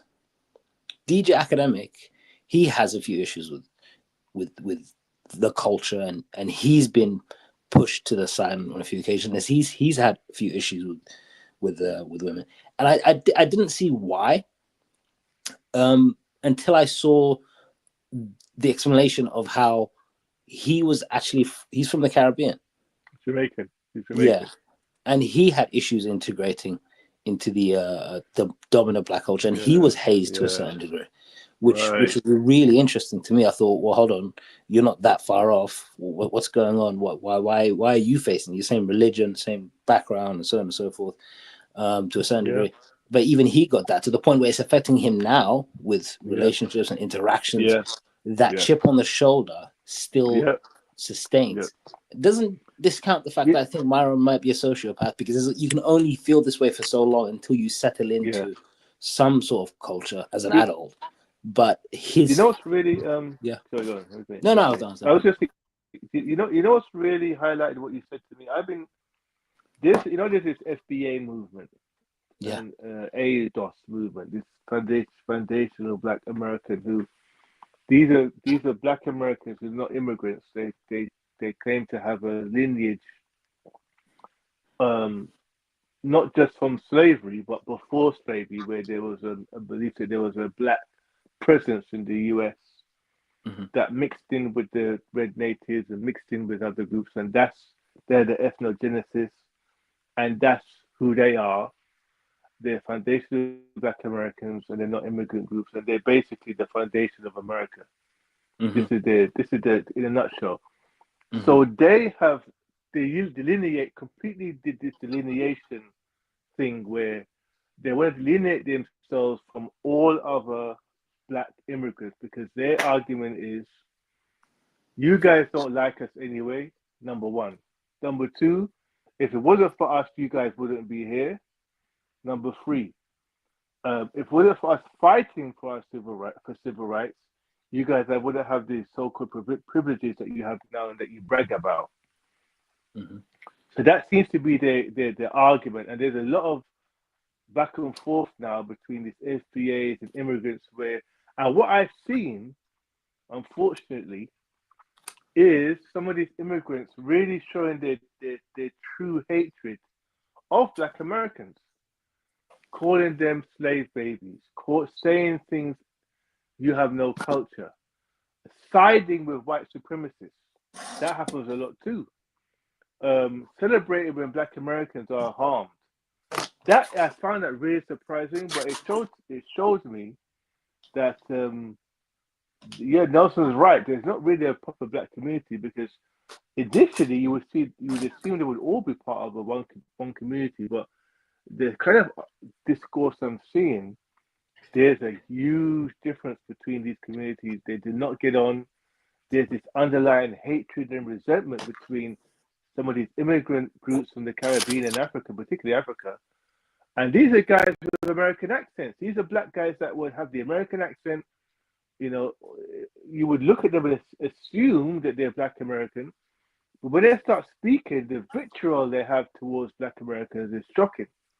It's really shocking. There's still things like, where I have Nigerian parents, we're the ones that are doing better than you guys, and you guys are not real, you're not really African, you're not really, we're the real Africans, and you guys are a mongrel group, and you guys are all criminals, and we're better. And I'm like, wow, this is quite shocking. I didn't know this was going on to this extent. So yeah, Myra fits into that category. Yes. I would say that the Black community, what unified the Black community, and I'm going before Jim Crow, before we had the civil rights movement in America, what unified the Black community was I would say primarily it was religion, and secondarily it was segregation. So Black people segregated, they lived amongst each other, and they were doing quite well. No babies out of wedlock. Everything This is before immigration too. This is before immigration. Sorry, before what? This is before Black immigration. So they were much more homogenous group. They were much more of a homogenous group because there was no Black immigrants among them. They were all descendants of slaves or whatever you want to call them. So yeah, but they more homogenous. No, I'm talking about the time, during Jim Crow era where. Yeah, that's what I'm saying. Yeah, I'm talking about those Black people that you're referring to. There was no immigrants among them. This is what I'm saying. They were all descendants from black. Oh, from slaves yeah, the yeah, South. yeah. So they Yeah, were, that's so they right. were more of a homogeneous Yeah. group. That's why the unity was there.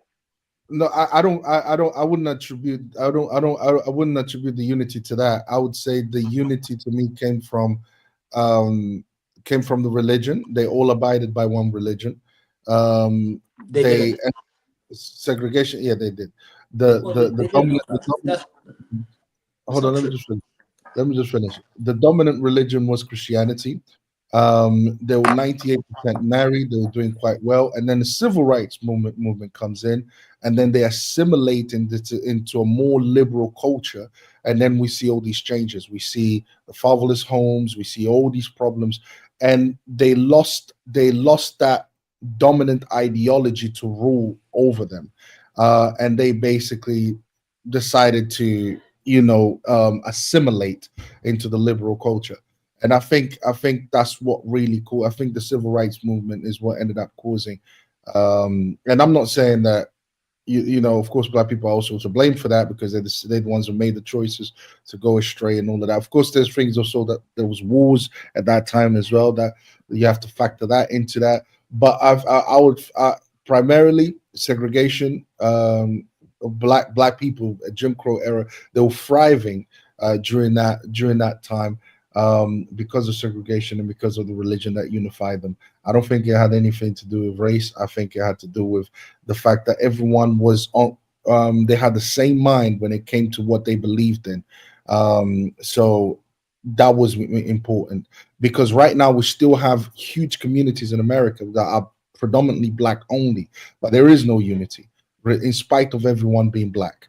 There is no unity. There is the crime is rife. There's a lot of problems, a bunch of babies out of wedlock. So, it to me, it indicates a lack of moral foundation that everyone is on the same page with. And I think that's what's breaking down the black community. And I think this was done on purpose. This was done by design. But again, just because something is done by design does not excuse you from blame. So anyone saying, okay, because they the ones who set this up, therefore I am innocent, I don't look at it like that at all, not even one little bit. But yeah, this is me going off topic a little bit because we're talking about Mr. Myron over here and his little racist tendencies. Wants to make this into a racist issue when it's not really a racist issue. But yeah, I really think it's because he comes from Sudan. He is a racist from Sudan, from northern Sudan. He doesn't like black people. He didn't like black people back in Sudan, and he's not going to start liking black people in America either. It makes perfect sense to me. That's why he's racializing the situation instead of addressing the real issue, which is the dominant ideology in America is liberalism, and this is why we have the problems that we currently have. But he would rather racialize the issue. Oh, so can I make a response? Oh, in regards to Sudan, yeah, go ahead. So, in response to everything that you said, so nothing good came from slavery. It was no good. 98% married. How can that be presented as marriage when at any time the slave master could take away the wife or kill the husband? They had religion unifying them. Most of them were forced to take that religion, forced to take those names because at least 30% of those slaves were of a Muslim background, not necessarily Ghanaian or Nigerian. Some of them were from Mali, Senegal, Sierra Leone, Mali, a variety across West Africa and the Sahara. So the idea that they were a unified Christian people, they weren't. That they prospered under slavery or Jim Crow. So can you repeat that again? That didn't make any sense at all. Can you repeat that again? When did I say something good came out of slavery? You presented it in a positive way, and you presented the current circumstances as a negative. I never presented in a positive way. JM, have I misunderstood what he was presenting? Maybe. I think those who were talking about the civil rights, which is I assume the 60s, and that's after segregation. He said everything. When did I mention slavery? Because I think I'm being misrepresented here on purpose. But when did I mention slavery? I could literally play it for you. Yeah, go and play it. Let's hear it. I'm gonna talk and then I'm gonna find the video. Read it. How can I read your words? I can't read your words. Listen, I thought you'd have got it. Play it. Okay, so yeah. Anyway, Go on, play it.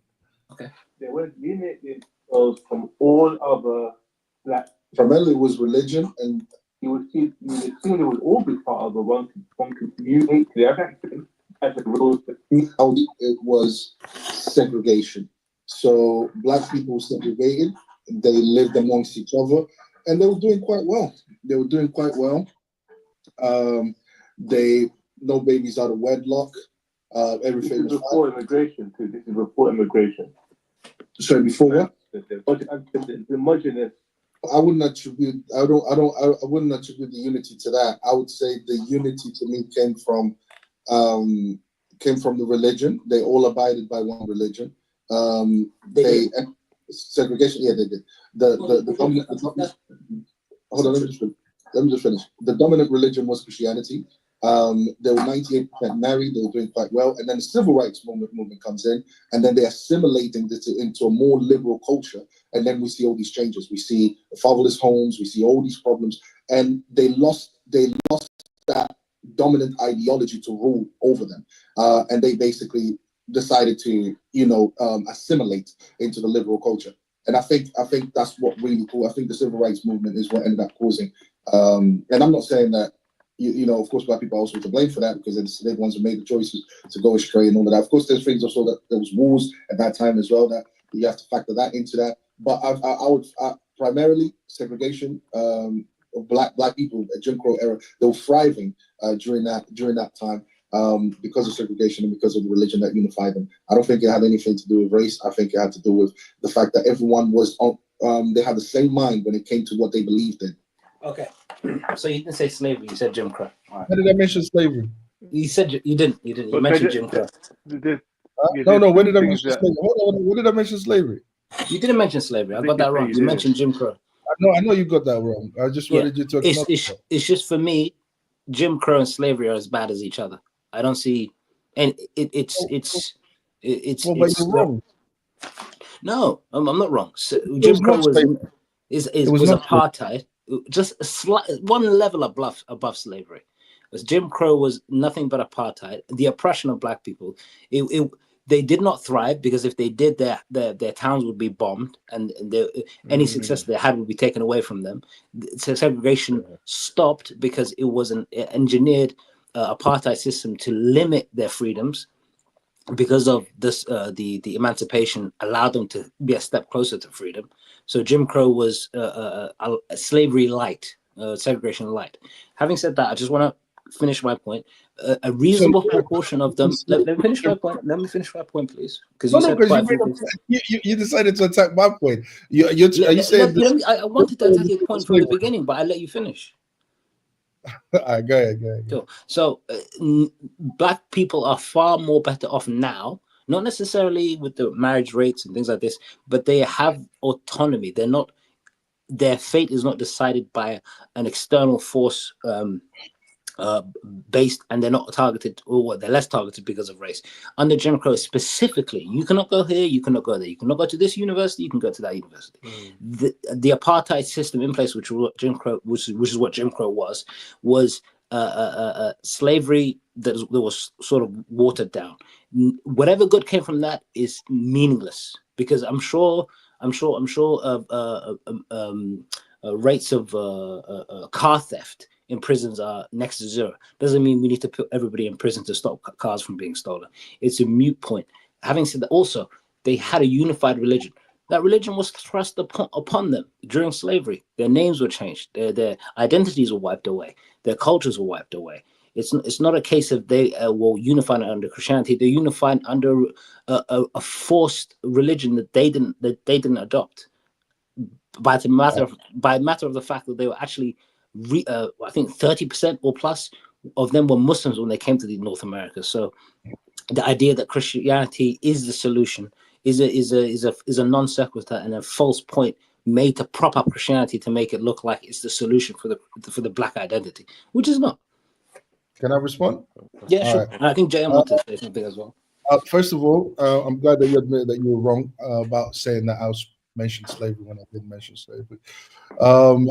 During Jim Crow, I would say that black people will thrive during Jim Crow. I don't think the civil rights movement was good for the black people. Christianity was the dominant religion. How the religion was introduced to those people, it doesn't change the fact that black people believed in it, and black people eventually became Christians. You can't sit here.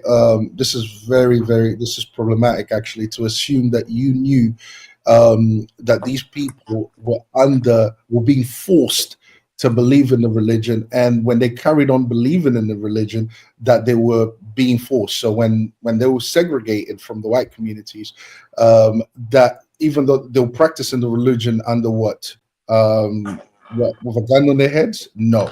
The fact is this: the black community came to believe in Christianity. Christianity was the dominant ideology. Christianity kept the family together. Christianity and they were thriving economically. Just look at how black people were doing, so much so that I think there's a theory, I'm not sure if this is certain or not, that the black people were forced to accept the civil rights movement, and what they were actually. Have you ever heard of the Black Wall Street? It had to do with how if you look at the Black Wall Street, this is how much they were thriving economically. What happened to Black Wall Street? And that is again, this speaks to the fact that they treat it like Gaza. So can I speak? When you have a moral ideology that keeps the family intact, that builds integrity, what ends up happening is that society is more likely to thrive. Any ideology that keeps the family intact that society will definitely thrive. That community will definitely thrive because the family is intact. The reason why we are not seeing the family, the black community thrive after the civil rights movement. I know my brother here said it. They've got more autonomy now, even though they literally self-destructing themselves. What you're doing is you're condemning the black community to continue to destroy themselves by not adopting Christianity as a moral guide to come out of the situation that they're in, because they're literally killing each other. And now they are a minority. They will continue to become a minority. Plus, they're not producing any babies. If you're not producing babies, you're basically going to die out. So what my brother here is advocating is for the black community to literally die out. And the reason why they are not the reason why they are not procreating is because they don't have a moral ideology. What they have is they've adopted the liberal ideology. That's why they're not married. That's why they're not. There's no families. You can't build a community without a family, without the nuclear family. It's literally impossible. So Christianity being an ideology that is very strict as far as as far as the creation of the nuclear family goes, this is what anyone logically approaching this situation, approaching this topic would say, yes, they need that moral foundation. This is what the black community needs in order to thrive, because right now the problems that they're having is because they don't have the family intact. And how can they have the family intact? By having an ideology that promotes the family unity. So for you to say that they are better off now because they have more autonomy, yes, they have more autonomy, but what has resulted out of the autonomy? What has resulted is a lack of family, individualism, no reproduction. They're literally self-destructing. Literally, I'll give them within 100 years. Will there be a black community? So yeah, so I would basically say that the black community needs to have a moral foundation, and that's the only way they're going to come out of this situation. As long as they continue like this under the liberal ideology, they will continue to basically die out. And last thing I will say is that the liberalism knew that they couldn't control the black community because they were segregated. They were in a place that they couldn't. They were highly Christians. And they knew they couldn't reach them. They couldn't introduce them to the new liberal ideology that they were promoting that happened after the 1960s. After the 1960s, the American culture changed, completely changed. In fact, the culture of the world changed because certain things were legalized.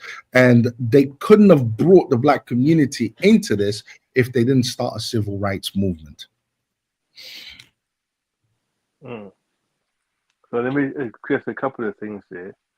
So in terms of the black community dying from not having kids. That's not going to happen because the black community is the second highest birth rate in America. After Bro, they're not Hispanics having and kids, whites, bro. the lowest. No, bro, this is fact. I'm reading facts here. I'm Bro, we reading can it. research it right now. Okay, I will read it out. In the U.S., birth rates vary by race and ethnicity, with Hispanic women having the highest fertility rates, followed by Black, then white, then American Indian. I knew that before reading that, by the way. The white fertility rate is the lowest. Black fertility, they're having kids. They're not getting married, but they're having kids. Kids that's probably even maybe an issue that they're having too much kids out of wedlock, or too many kids just randomly. So they won't die off. But anyway, let me just go back to the original point. So there's two things that could be right. Nelson's right so Hassan's right to say that Christianity was thrust on the black slaves. There's no doubt about it. That's a fact. It was a form of plantation Christianity that was forced upon them. That's a fact. It's also a fact to say that the marriage rates that they experienced before the 60s was partly down, and very much so, down to the fact that they were practicing Christians. We can't deny that, because if you're a practicing Christian, you're less likely to be engaged in premarital sex or sex outside of wedlock. There's shame involved in that. So we can't deny the fact that, yes, Christianity was thrust upon them, and it did create a lot of issues for them in terms of brainwashing and the thrusting of a kind of white hierarchy was intertwined in that conversion. But it also did create a situation where, in the communities, marriage was still seen as the way to go forward, to have a family. So we can't deny that. So those two things could be true. So yeah, I mean, I think in a sense you're kind of both right on that. So can I just say one thing? I just looked up the birth rate, the black birth rate, and the birth rate in the black community, because what you looked at is the comparison between the birth rate amongst Hispanics, whites, and so on. And you're right when it comes to that. Yes, the birth rate in the black community, like other racial groups, has been declining, though the decline was not as steep as that seen in other groups. U.S. birth rates have fallen across all racial and ethnic groups, including black women, reaching record lows in 2020. In 2020, the general fertility rate in the USA was about 56 births per 1,000 women, the lowest on record. Births dropped by 4% among white, black, and Latino women, 9% for Asian women. This is what I'm trying to say. The birth rates are declining because why? Because they've adopted a liberal culture. The black community, I hate calling them a community because there's nothing about them that makes them into a community apart from their color. They're not going to die out in 100 years, though. Sorry? They're not going to die out in 100 years.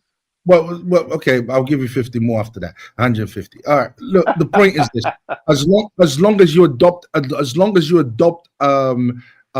ideology that tells you that it's okay for you to kill babies, it's okay for you to be promiscuous, it's okay for you to do things.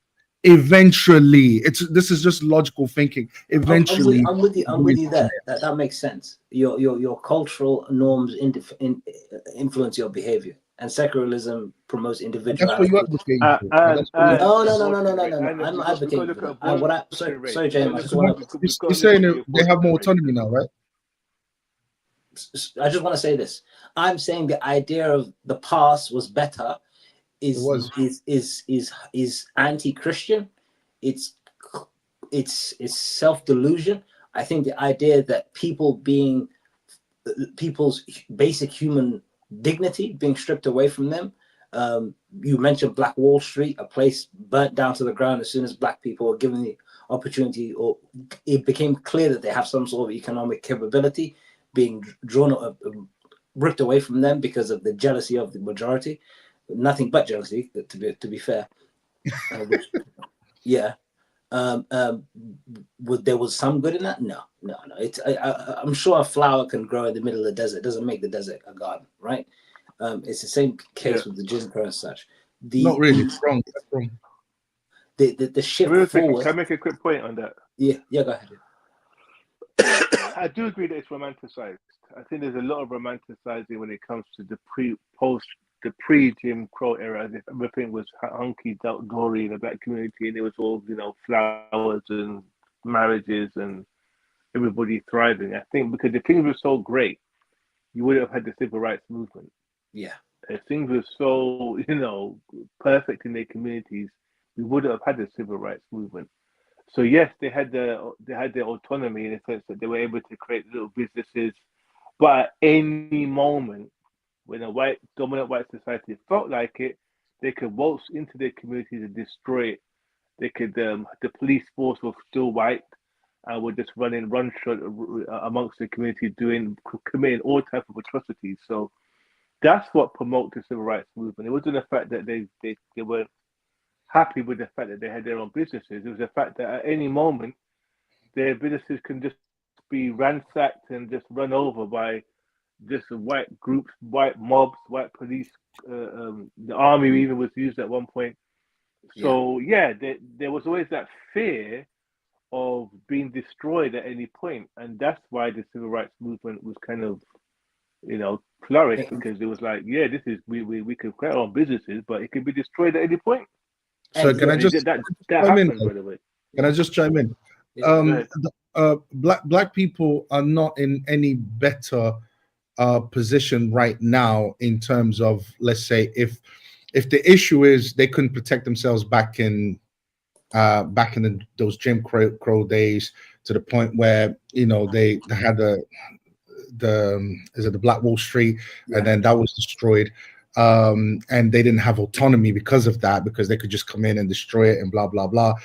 If that is the complaint, well, if white people tomorrow turn around and say we're going to go back to being racist again, and we're going to go back to enslaving you again, they have the power to do so. No, they don't. Yes, they do. No, they don't. No, they don't. Yes, I have to, yes, I have to push back that. 35% of the military. I haven't finished talking it. Yes, they do. They are the majority. It is their country. They can turn around and literally enslave all the minority if they so wish. So to me, so the thing is, if the issue is the Black community back then did not have autonomy, or they couldn't protect themselves against foreign invasion and so on, well, they can't protect themselves. In fact, they're even in a worse position right now, because they are so they're so divided. It's unbelievable. And there is no such thing as a Black community. So can the white men come in and do the exact same thing? Yes, they can. I believe that the civil rights movement was to stop the Black community from basically becoming more. They realized that the situation that the Black community was in would have made them more powerful, would have made them survive. Do things that right now they're not able to do. I think the intention was to destroy the Black community. That's what I think. This is where the civil rights movement came in, by asking the Black community to basically assimilate into this liberal culture. Because back then you couldn't. If there was no civil rights movement, Black people would have still been in that little place, and they would have still grown. They would have grown. And the fact why they would have. No, I think they would have. Could have been destroyed. No. What I'm saying, yes, they could have. Yeah, exactly. That's what I'm trying to say. The point I was trying to make earlier is, right now you're still in the same situation. You can still be destroyed, regardless of all laws that have been passed. They can still destroy you. They can still destroy you. Let me explain why the incentive. Let's not be under any illusions here, guys. Hold on. Let me give you I'll give you yes, Hassan. You make your point, and I'll come in after. Okay, so something as simple as Black Wall Street could not happen today. The army could, and I think it was the army that was used, because I remember they were using planes to drop bombs on these actual business towns. That could not happen today, considering a reasonable proportion, a large proportion of the US military is Black. The idea that these people, when they're in positions of authority and actual positions of influence, still mean nothing, is not true. It's logistically, it's not true. The people supplying the weapons, the police, people working in the factories, the people manufacturing those weapons, those bullets, everything that you can think of, a part of that is integral to the United States as a whole. The Black community is involved in it, whether it be the military, whether it be in finance. It's not possible that segregation, when it's removed, has zero impact on the society as a whole. It's not true. That's not true. Okay, present numbers. What What percentage of the U.S. military is Black? It's not true. If this was based on race, I know I think you wanted to come in. If this was based on race, the majority will always win. If this is based on race, and I'm talking about the majority being the government as well, they're in charge of the government. All they have to do is remove all the people that are. If this was a racial war, all they have to do is remove all the people in power, all the people that you've talked about that are in positions of power. All they had to do, if this was based on race, they just have to move those people out of those positions and basically line them all up and shoot them. If this was a racial takeover, the majority who is in charge of the government, they would have done that. They could do that to not just the Black community, they could do that to any minority that exists. They can do that. The only reason why they don't do that is because they literally don't want to do that. They can't. No. Well, okay. Let me just make a couple points. So, number one, the reason why you can't compare the Black Wall Street with communities now, and the incentive that the government would have to destroy them, is completely different. There's no incentive. There's no incentive for them to destroy the so-called Black communities now because they're not a threat. The reason why they destroy those other communities because they were the autonomy bred self-reliance. So you had Black schools, Black doctors, Black dentists, Black tailors, Black mechanics, and all that. So that is the threat. Now the Black community doesn't have that. They're overrun by foreigners that provide them with their food, clothing, and shelter. There's no real power. So there's no incentive for them to want to destroy the Black community now. Is this a response to? Thank you. Octavius? Thank you. I'm just not to anyone's point. I'm just saying that there's a reason why, because the idea that they would do it now, they would want to do it now. It's not really okay. It's not really a point. But if we just go to the point about what Nelson said about the if they wanted to do it, I guess put Black people in slavery, they could do it. They couldn't. The reason why the reason why slavery ended was not just because of a couple of self-serving white people that felt good about themselves. One of the main reasons why slavery ended is because of the uprisings. There was uprisings happening so often, and whole families of whites being slaughtered, that they realized that this has become a bit of a liability, this slave trade. And some of these guys they're growing in numbers, the slaves, and they're gonna slaughter a lot of us before we quell the uprising. And that's one of the main reasons why slavery ended. It wasn't just because of liberal Christians running around saying let's free the slaves. A lot of it was down to the fact that they were being murdered and killed. There's uprisings happening all the time. These were unarmed Black people that were doing this. There's no way you could tell me that in this current day and age, with the amount of Black people that are armed, with the amount of white people that wouldn't go for it too, with the amount of other racial groups that would say, hold on a minute, if you guys can do that to the Blacks, you can do it to us, we're going to fight alongside it. That the government could turn up one day and say, hey, let's say Nelson said, just unarm the Black soldiers, line them up and shoot them. They could try, but there will be thousands of them being killed. Thousands of them would die. It would go into a complete chaos, carnage. It's not as simple as them saying to the Black soldiers, "We want to take over. Give me your weaponry." Essentially, would turn into a civil war. That's what would happen. It turn into a civil war. I disagree. It just wouldn't happen. It's not as simple as to say, "Hey, yeah, you Blacks, give me your weapons, and now we're going to take over." It just wouldn't happen. There'll be white liberals that would fight alongside Blacks. There'll be Latinos, many other ethnic groups would fight along Blacks. It would be literally a civil war. Remember, there's 44 million Black people, add the Hispanics to that, add the liberal whites that will fight along them, And the the, anarchists. and the supply chain just to the U.S. military alone is in black areas. Yeah, and the anarchists and all that. If you think it'd be as simple as the government just saying, "Yeah, I want to do that," and we can take over, it wouldn't happen that way. There'd be a civil war. That's what would happen. There'd be a civil war. Can I reply? No, they wouldn't. That's not what happens. I've witnessed it firsthand. I saw how people with guns, who have guns in their house, behave when the army comes around. They don't come out and fight. What they do is they stay in the house because, first of all, they don't have the ammunition to be able to fight with the military.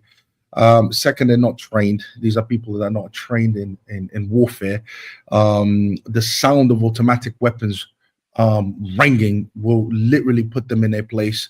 And this is why, for example, if you ever ask yourself, why is it that militias can come into cities, into towns, and even though the country allows the population to have guns, even though people have guns in their house, they still manage to take over. They manage to take over because these people are not trained for warfare. The population is not trained for warfare. There's another thing that is also problematic is the fact that they have families. The main concern, even when I was going through what I was going through, the main concern for my father, even though we had weapons in the house, the main concern for my father was to protect the family.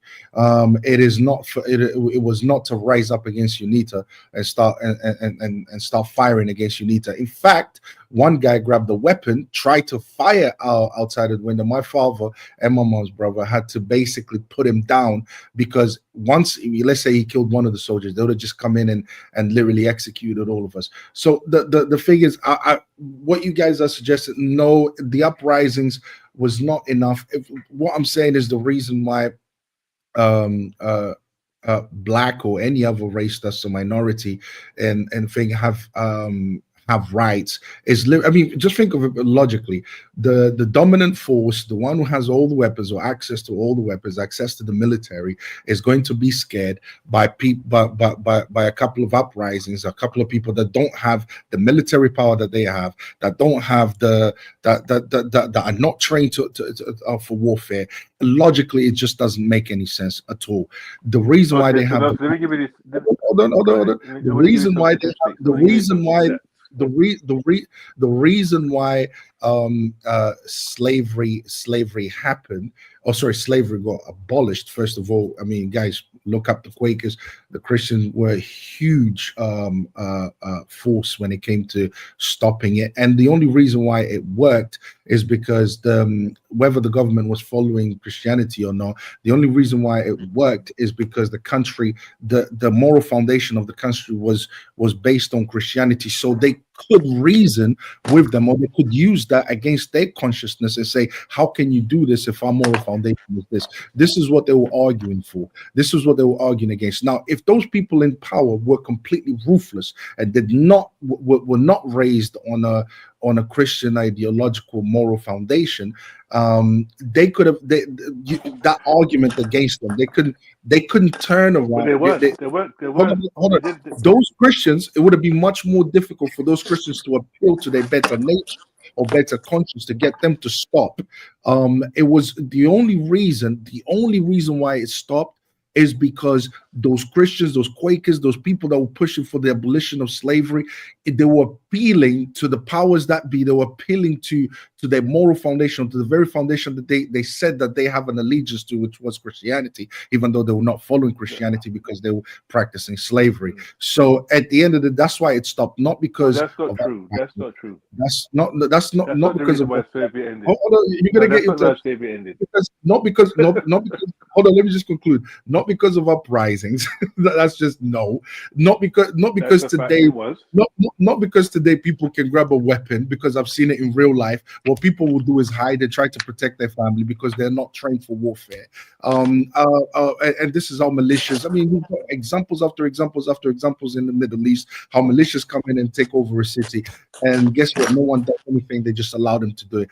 Believe you me, an American army with all its military capacity, trust me, people wouldn't stand a chance. So let me just push back on the reason why slavery ended. It was to do with the uprisings, first of all. The uprisings which obviously are not as documented as what they want to put forward in terms of the so-called conscience that they got, because they wasn't consciously.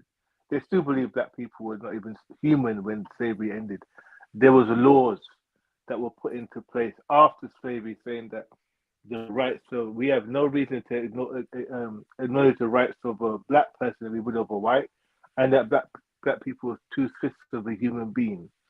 These were dressed up. This is a law that came. This is a ruling that came into force after slavery came into was so-called abolished by these conscious Christians that you keep calling, that you're referring to. Also, the reason why slavery ended because economically it didn't make sense to have slaves anymore. Agriculture had moved on to more mechanical, more mechanized, which is also another reason why slavery didn't make sense. The risk wasn't worth the reward. Did it make sense to have all these black people? Yeah, did it make sense to have all these black people on this, ready to kill at any moment, killing on a regular basis, and you had these mechanized tools that where there was no need to have these black people out there killing in the field anymore. So that's the real reason why slavery ended. It's a myth and it's just propaganda, this idea that these Quakers appeal to the conscience of these so-called Christians, and that's why slavery ended. Because they were still just as racist and disgusting and immoral as they were after slavery than they were before slavery. And we can see that by the way they treated black people post-slavery. Hence Jim Crow. Treatment of the black people post-slavery tells you that there was no moral shift in the conscience of these so-called Christians that Ross is referring to. They were just as ruthless and immoral as they were beforehand. So that's that on the end of slavery. But regarding the army, I just want to read this part. So 53% of the army are white. Okay, 20% are black, 17.6% are Hispanic, Asians take up 6.9%, American Indian or Alaskan natives are 9%. So half of the US Army are not white. Repeat that, half of the US Army are not white. That's of all ranks, by the way. Yeah. That's colonels, lieutenants, commanders. Exactly. So this idea that they could just impose basically what they're suggesting is white supremacy, a white ethno state, where they can just subjugate everyone who's not white and have them up against the wall and take their weapons. When you have half of the army that will be like, nah, you're not doing that. That's not going to be as easy as Nelson is suggesting. As I said, it would turn into a civil war. It would be half of the army fighting the other half of the army. That's what would happen. No one in their right mind would say, I'm just telling you what would happen. Because there's no way, if you're trying to say there's this quest for a white ethno state where they can subjugate everyone, and half of the army are not white, what do you think that half of the army is going to say, yeah, okay, yeah, here's my weapon, there you go, subjugate me. My problem is with the assumption that you're making. Let's fight against it. You're making an assumption there.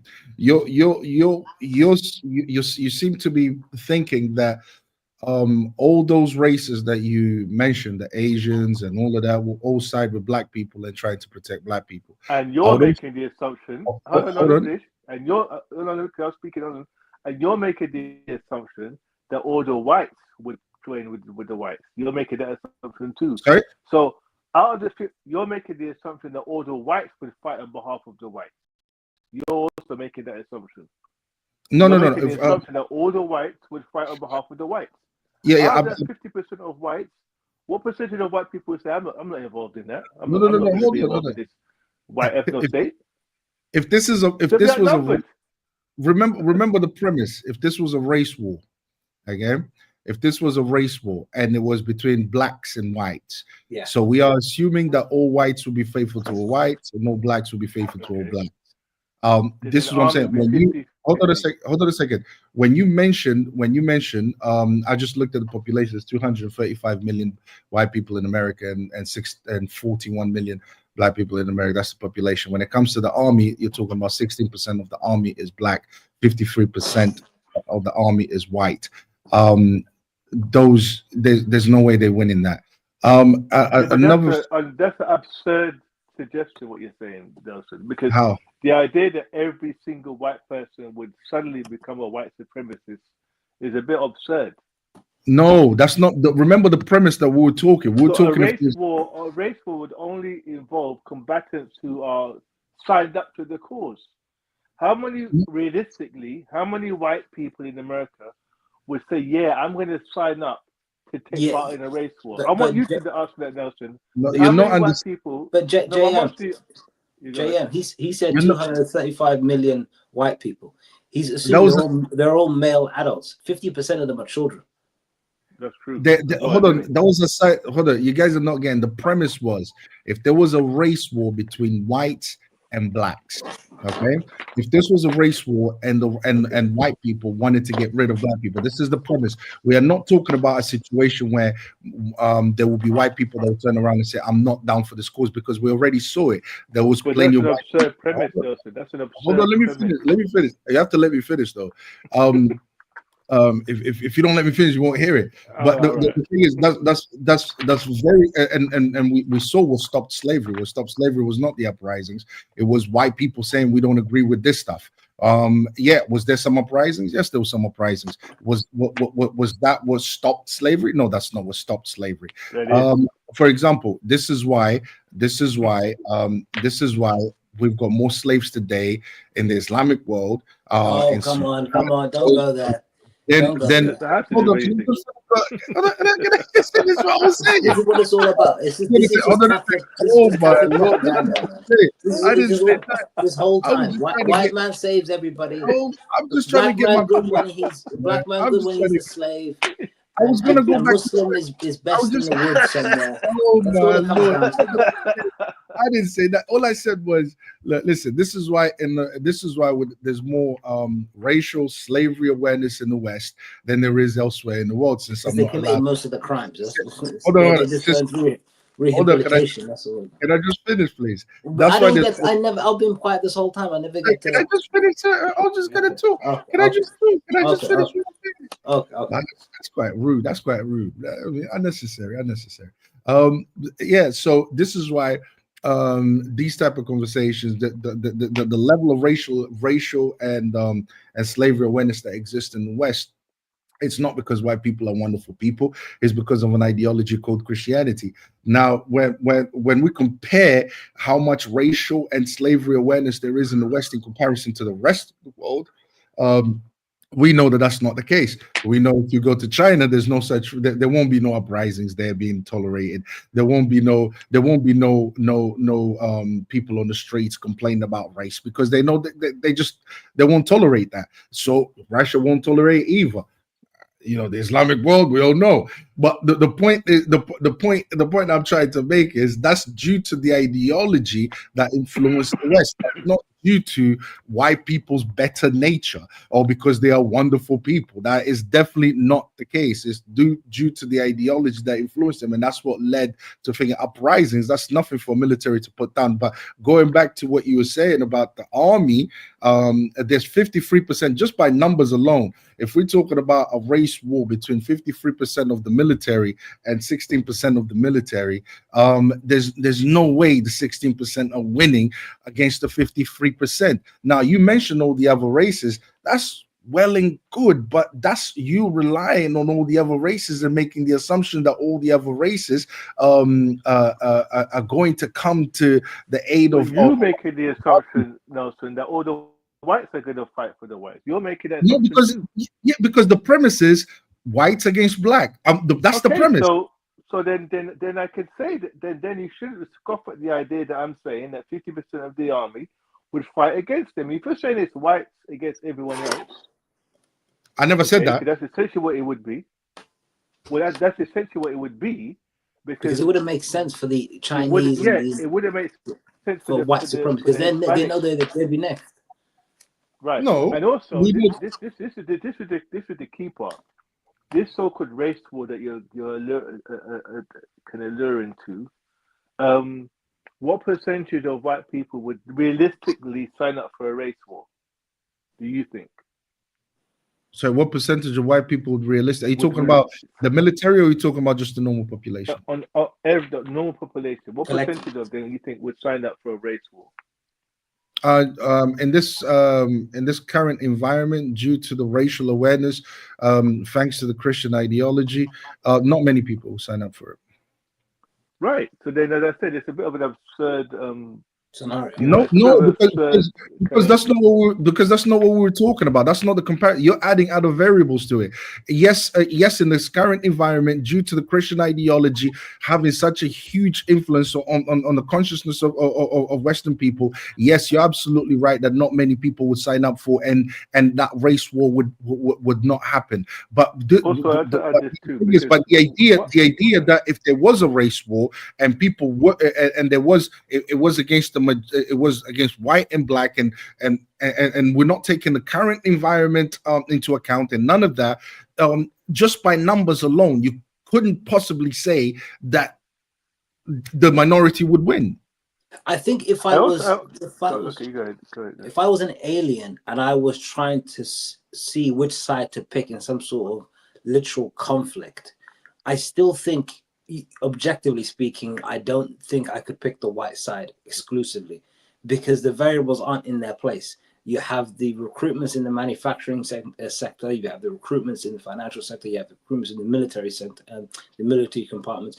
It's just all too culturally and ethnically intermingled. There is no clear-cut separation to the point where you can say this side has this amount of resources, that side has an amount of resources, then go toward it. It just wouldn't, the way it's structured in the modern era, it's not structured that way.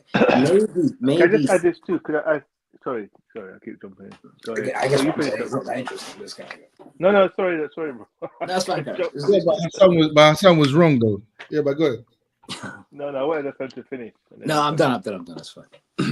Wasn't really. Well, I just wanted to make this point because I noticed Nelson, I believe, puts a little too much kind of spin on the impact Christianity had on the sensibilities of Europe and the morals of Europe.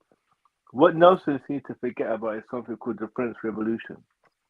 The French Revolution, which was not a Christian movement, I make it clear, it was not a Christian movement. That I believe, had a much more impact in terms of the social conscience of Europe, because the French Revolution was where you had principles regarding things like it's anti-Christian. Sorry, by the way, it was anti-Christian. Right, it was anti-Christian. That is a very good point. And this idea of liberty, equality, fraternity, fraternity, the rights to liberty, the rights to freedom of expression. The Enlightenment period. So to be honest, that had a lot to do with the kind of moral compass of Europe, good or bad. You know, there was bad there was good, but I think that had much more of an impact on the social moral conscience of Europe, especially when it came to things like treatment of non-Europeans in some European countries than Christianity. Because Christianity, to be honest, still harbored a lot of racism way into post-slavery. Christian churches were so segregated. This is what I'm saying. This whole idea that this Christianity was this moral compass that led to the end. Can you give me one of the? Can you give me one of the? Hold on, let me finish. But after slavery, this church was too segregated. Church still taught that people were cursed, were not equal to whites. These were prevalent belief systems in the same churches that Nelson is suggesting led to the end of slavery. Make it make sense. You can't be these liberal moral compasses that led to this idea that we're all equal and let's free the blacks, but don't come to the church though. No, you're not allowed in the church. Yeah, you're free, but don't for 1 minute think that you're equal to me and allowed in this church. Go ahead. Octavio, can I say something to you before you go on your defense? Why do you think I played that? I suggested you watch that movie. Did you watch the movie? I did the entire movie. Yeah, the Admirable Crichton. Which one? Which film? Oh, I'll put it in the group chat. It's called The Admirable Crichton. I love that movie. I want to. One of the worst characters. Have you seen it, JM? What's it called? The Admirable Crichton. It's from the 1960s. The Admirable Crichton. The Admirable. Admirable. What's that about? Yeah, you got to say that. You got to put it in the group. It's so good. It's so good. One of the worst characters in the film, which not one of the worst, but one of the ones of low moral character, is a bishop, or was he a priest? Oh, sorry.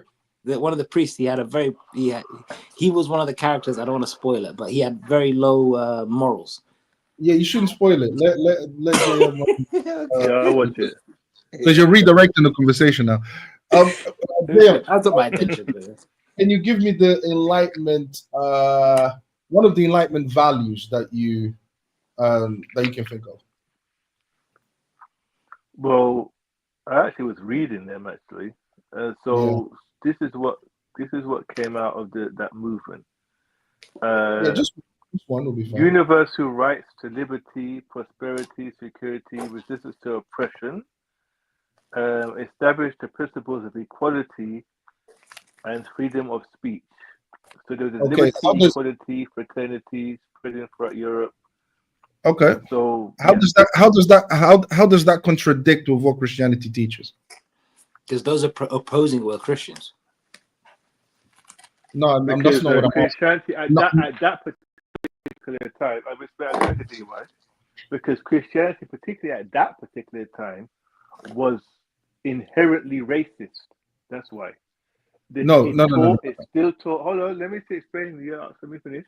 It literally taught and believed that non-white Christians were barbaric racists. This is in their leadership taught this, that non-whites were barbaric, subhuman, and were only considered human beings when they were converted, and by force. So inherently, there was a belief amongst the Christianity at that time that the non-white, non-Christians were subhuman, barbaric, beast-like people that needed to be civilized with Christianity.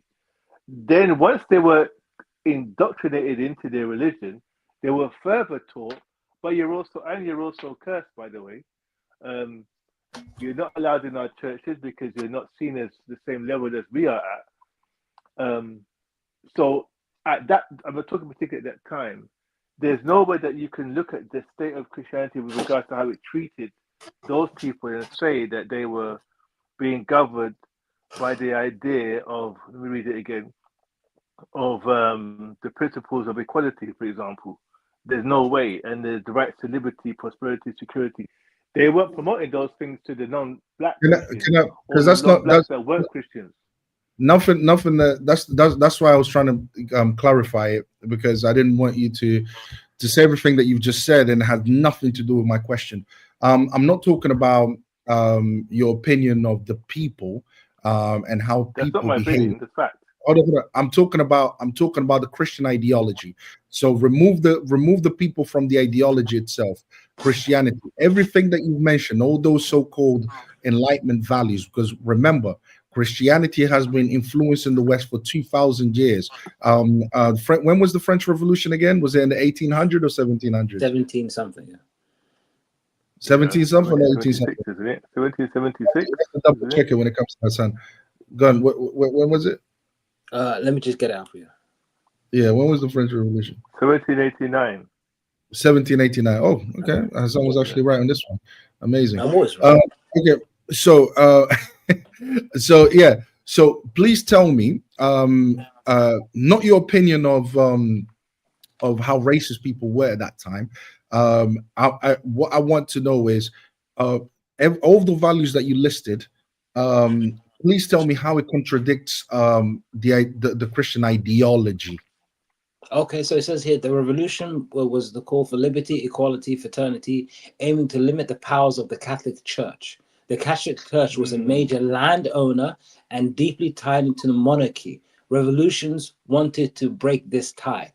So it's a clear example of how Christianity does not stand true, or the Catholic Church, to be more precise, when it comes to the overbearing powers of the state. The state in France being the landowner and keeping people in serfdom, the state being the oppressor and the enslaver of African Americans in America, so on and so on and so forth. So JM's argument is historically correct, meaning when it comes to the overbearing power of a few, the wealthy, and the ones in small proportion over the many, it serves no purpose of justice. It's not the moral compass that you're you're suggesting it is. Again, And that's answering not. Nelson's question, Hold on a second. I heard your question, Nelson. Again, that's not what I Heard your asked, and question. this is what I mean I heard about. it. Yeah, go ahead. Let's see if one person heard can it. actually answer the actual I question that heard I it. asked. So, in terms of the core principles of Christianity taught by Jesus Christ, no, it doesn't contradict it. But as we all know, that wasn't being taught by the Catholics, by the ruling Catholic Christianity of the time we're talking about. Those are two different ideologies. Evidence by their behavior. Evidence by their behavior. Yeah, can I just conclude? Please? That to me, that's a completely separate topic, and we can get into it, whether their behavior was right or wrong, what actually really happened, because we all know that there is people make up stuff, right? People say, oh, this happened, the Catholic Church was killing people, and then you tell them to read it and you find out that that's actually not the case. So the thing is, we know people make up stuff, because they don't like a particular church or they don't like particular people and so on. So for that type of conversation, we would have to sit down and really go through the evidence and see if it's as bad as you're claiming it was. Because my question is, those people, the French Revolution, and those people that were carrying out the French Revolution, first of all, they were actually perverting the values of Christianity, because yes, everything that they said, everything that liberty, equality, and all of that comes from Christianity.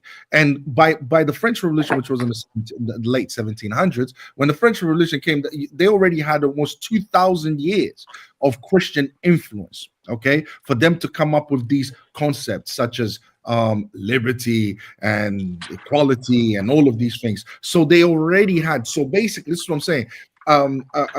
Christianity was the foundation that gave them that. But I know what the French Revolution. Hold on, I haven't finished. I know what the French Revolution was really about. It was about perverting. It wasn't about equality. It wasn't about liberty. It wasn't about freedom of speech. It wasn't about any of that. It was about perverting those values in order to usher in a satanic agenda. The whole idea was to turn it upside down. And we are seeing the fruits of it now, today. We are seeing, as the world becomes more secular, more humanist, more liberal, we are seeing the fruits of it, because that was the intention. It was to actually subvert Christianity, but from the upside down. So, but these concepts of liberty, these concepts of thinking, are found in Christianity. That's where they took it from.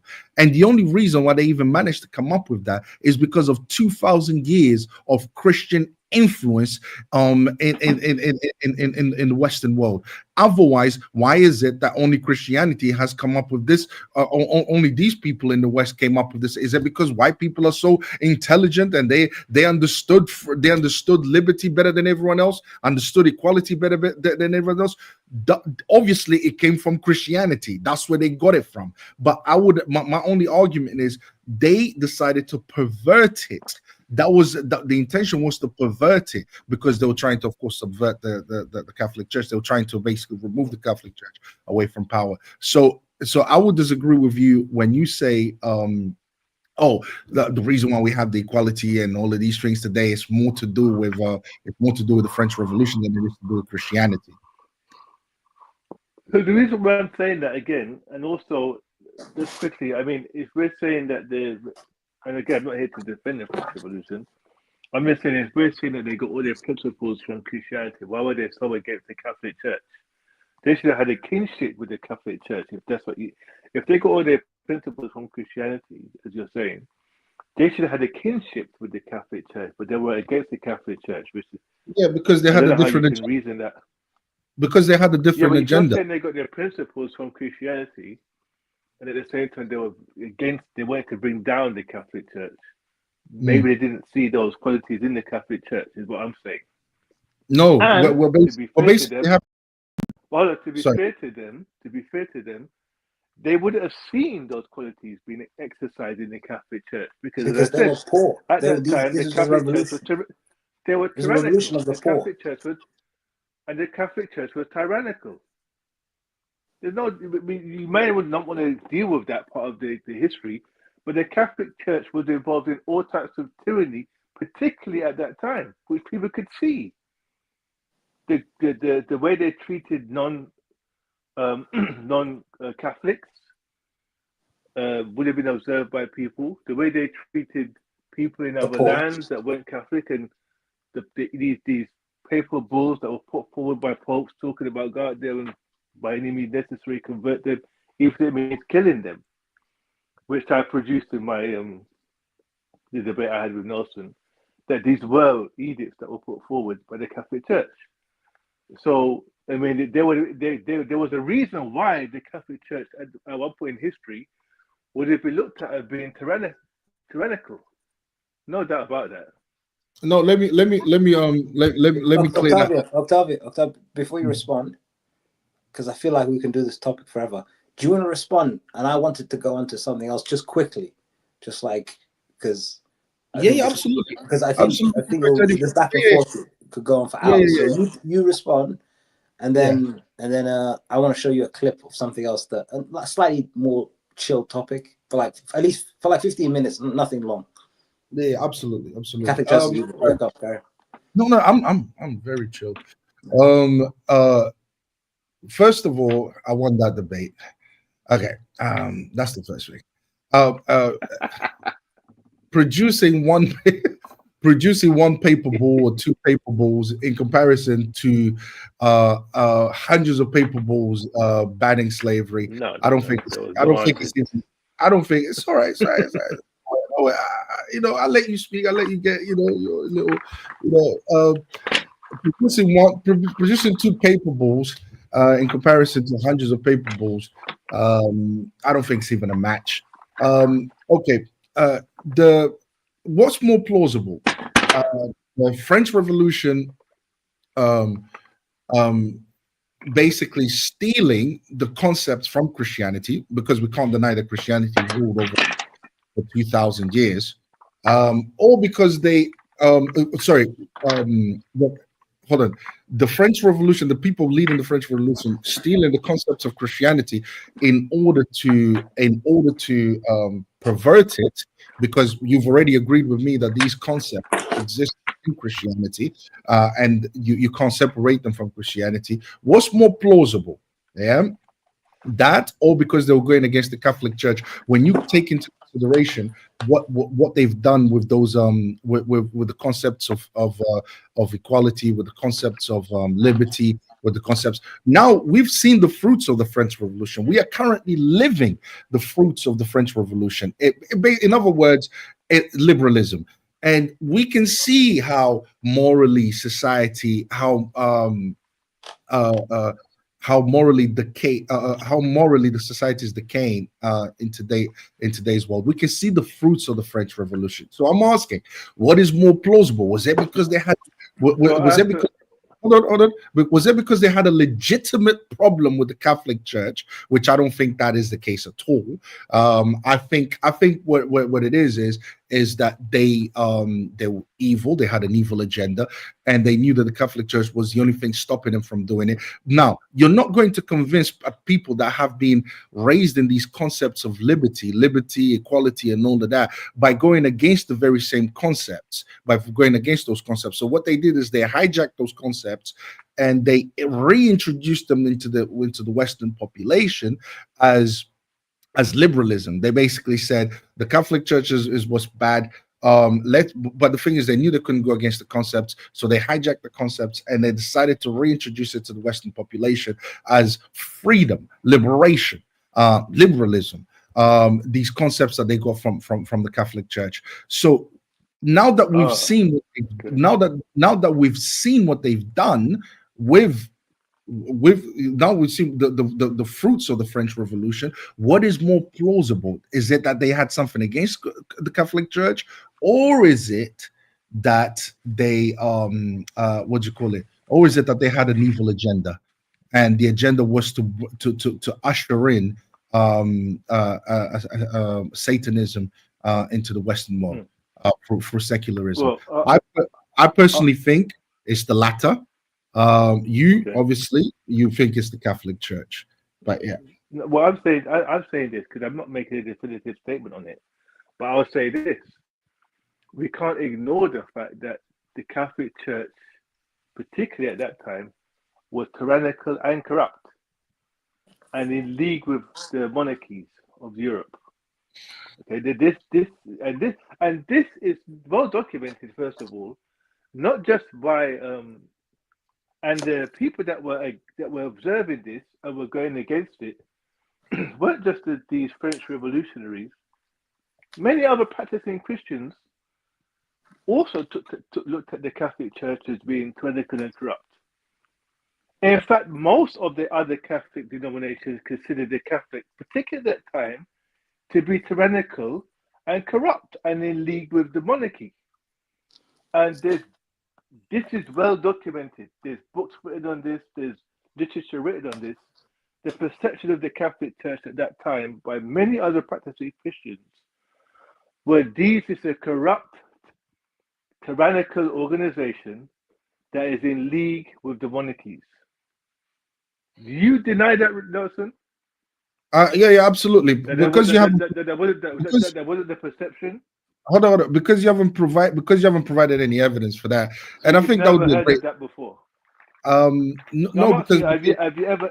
Is what I'm saying completely new to you? That there was a perception of this existed. Yes, you yes. may disagree with it. Hold on a second. Because a lot of that. A lot of that propaganda came during the Enlightenment period. A lot of that propaganda against the church came during the Enlightenment period, and it came during the Enlightenment period because there was an agenda to basically destroy the Catholic Church. What I'm basically saying, just because someone said the Catholic Church is something, it doesn't mean that it is something. This is why I had to ask a Muslim brother called Central Dawa read, and when he read, he found out, oh my, I was lying. You know, so he found out that we found out that he was lying. This is what I'm trying to say. There's a difference between opinions, okay, and facts. And when we look at the facts, when we look at whether the Catholic Church is tyrannical or not, and so on and so forth, what we usually find out is that when we actually look at the facts, not opinions, not propaganda, not the Enlightenment period propaganda or the French Revolution propaganda, when we look at the facts, what we usually see is that it wasn't actually tyrannical.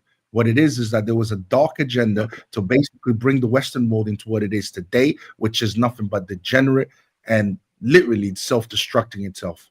But yes, Hassan, go ahead. Sorry, James. Let me just ask Hassan quickly. So, Hassan, from your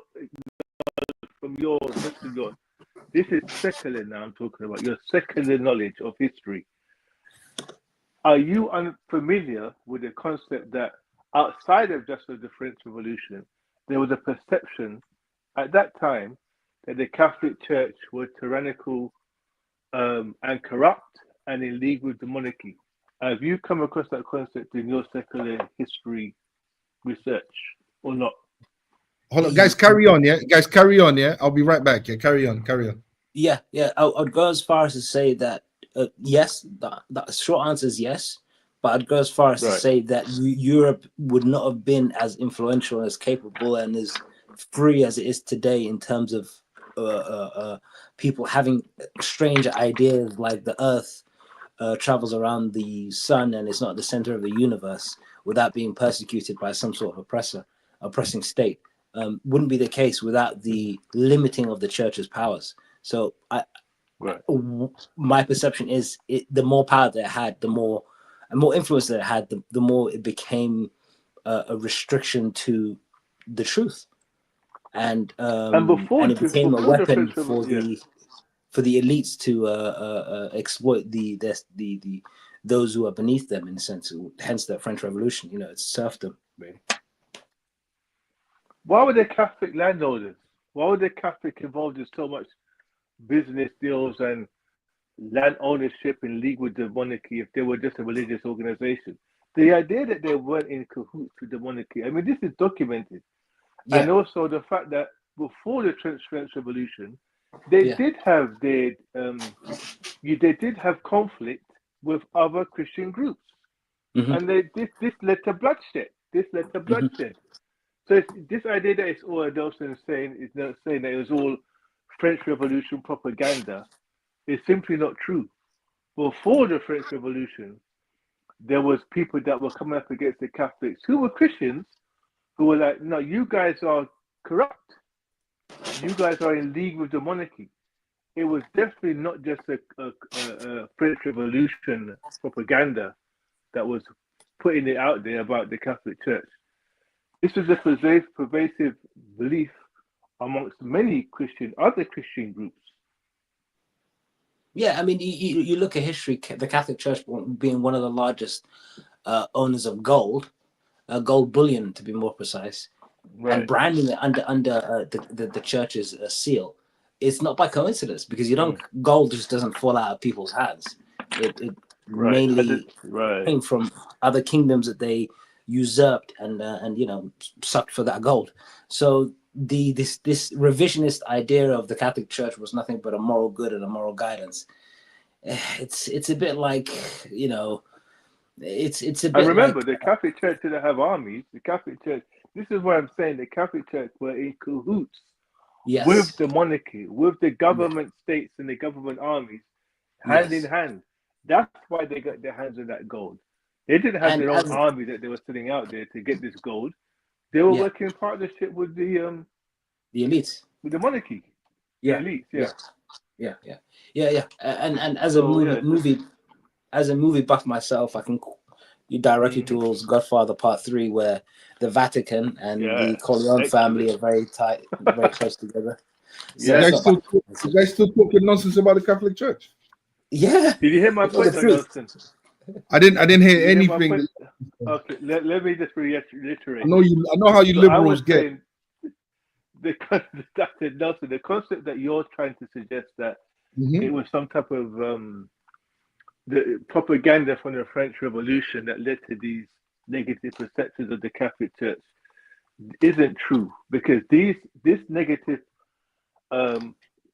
view of the Catholic Church predated the French Revolution and was actually held by many other Christian groups who they shed blood with the Catholic Church over these disagreements.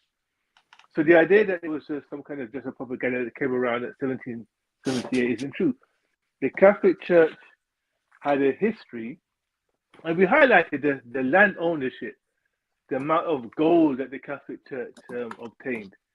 This was in league with, they didn't send out armies to get this land and this gold. This was because they were in league with the elites. They were in league with the monarchies of the world, the corrupt politicians and the leaders. That's why they obtained their wealth, because of their alliance with these monarchies, these royal families. That's why they got this power, and that's why many other Christian groups saw them as corrupt. My only problem is just you haven't supplied any evidence to back up any of the accusations that you've made, and the reason why that's the reason why. So what one can conclude from that is they are just accusations that are not based on fact. Because as you know, bro, we pride ourselves in this channel. Okay, you should know that. One thing I just said there that wasn't true. Just highlight one thing there that you're querying. Just one point I made that is you suggest may not be true. Oh, everything. I made a couple of points there. So they weren't. You made a couple of points. So there weren't non-Christian groups that were against the Catholic Church. That's a lie. You're saying that's not true? No, there's only how many Christian groups were there? No, I'm just asking to forget how many they are. I used to, because when I said that there were other Christian groups that predated the French Revolution that were against the Catholic Church. So that's either true or false. Yeah, there's only one Christian group. Who? That was the Protestants. Martin Luther. Okay, so that's true. What I said was true. No, you said what that's I was not true. false. But this is what I'm trying to say. We know what happened. We know who Martin Luther is. He's the founder of the Protestants. We know how that came about in the 16th century. We know what Henry VIII did, how he separated from the church. Do you think that, for example, let me ask you a very simple question? Yeah, Henry VIII wanted to. He was a Catholic. He wanted to get divorced from his wife. Do you think, according to the Catholic doctrine, because we don't agree with divorce, do you think that the Catholic Church should have bent to what do you call it, to Henry VIII's desires of getting the divorce? Because Henry VIII was basically saying, I need you to give me this divorce because I need to marry someone else. So do you think that the church should have said, okay, cool, you know what, we're just going to do what you want? Do you think it should? The simple answer is no. No, I was asking Jay. But no. But the point is. Thank you. Hold on a second. Hold on. But also the point is, before Henry VIII even was alive, you had Christian groups against the Catholic Church. Such as. So that one example doesn't really disprove what. No, that's what I'm trying to say. This is what I'm trying to say about not providing evidence, such as. What? Such as what? You just established the fact that there were groups. You've established. No, you keep. The thing is, you keep mentioning groups. I haven't. You have. No, I never mentioned groups. Highlight. So hold on. So you did this to the Protestants. No, there was. Protestants. You did. You said there was Protestants against the Catholics. The history of the Protestants. There wasn't Protestant groups. There was Martin Luther, who basically decided to separate from the church, and then he created a following. So there is no. You keep mentioning groups. No, there was one major split. Because there's more than one Protestant religion. That's why. Hold on. The major split was between the Catholics and the Protestants. That was it. That was that major split. Of which there are many denominations of. Of which there are many denominations of. No. Right. So there's groups then, plural. Yeah, but that came way later. That did not come. Hold on a second. What did you think was going to happen? The Protestants don't have a central authority, so they divided amongst themselves. They all believed in the same propaganda that was spread when they initially divided with the Catholic Church. So of course they would have held those views. But even the Protestant groups. So I'm right. Hold on a second. No. I'm confused, by the way. Hold on a second. The Protestant group themselves. He's kind of agree with me and then just not agreeing. Guys, if you guys let me finish, it might just make sense. Martin Luther was the one that decided to separate from the Catholic Church because he had a different theology. Okay, he had one that went against the Catholic Church, so the Catholic Church basically separated. So Martin Luther created this movement, or the movement basically took life by itself. But I'm still trying to understand the point that you're making. The thing is, and then these people were called Protestants. Okay, that's it. They were Protestants. That's all they were. And then when you're talking about the Protestant churches like the Anglican Church, the Church of England, all of that came later. All of that. The first one was Church of England. That was the main Protestant church. Okay. Remember we talked about William Tyndale and all of that. All of these guys were Protestants. They were just Protestants, people that did not agree with the Catholic Church on certain theological issues. That's all it was. So this idea that the Catholic Church was hated by the majority, no, the majority was Catholic. The entire Europe had been Catholic all that time. It was just in the 1600s that happened. There was a split between the Protestants through what's his name, Martin Luther. That was it. And then after, of course, you go to church. So let me just clarify what just happened. I made this statement that there were Christian groups, plural, that were against the Catholic Church before the French Revolution. So the idea that it was just French Revolution propaganda that was against Catholics was false. Okay, that was my original statement. Now, I'm reading now. The first major split in Christianity that resulted in groups diverging from the Catholic Church occurred during the Protestant Reformation in the 16th century. This is before the French Revolution, with groups like the Lutherans, Reformed Calvinists, and the Baptists emerging as distinct denominations. So again, going back to my initial statement, there were Christian groups, plural, that were against the Catholic Church before the French Revolution. Which is, yeah. When I stated that, Nelson said that what I was saying was false.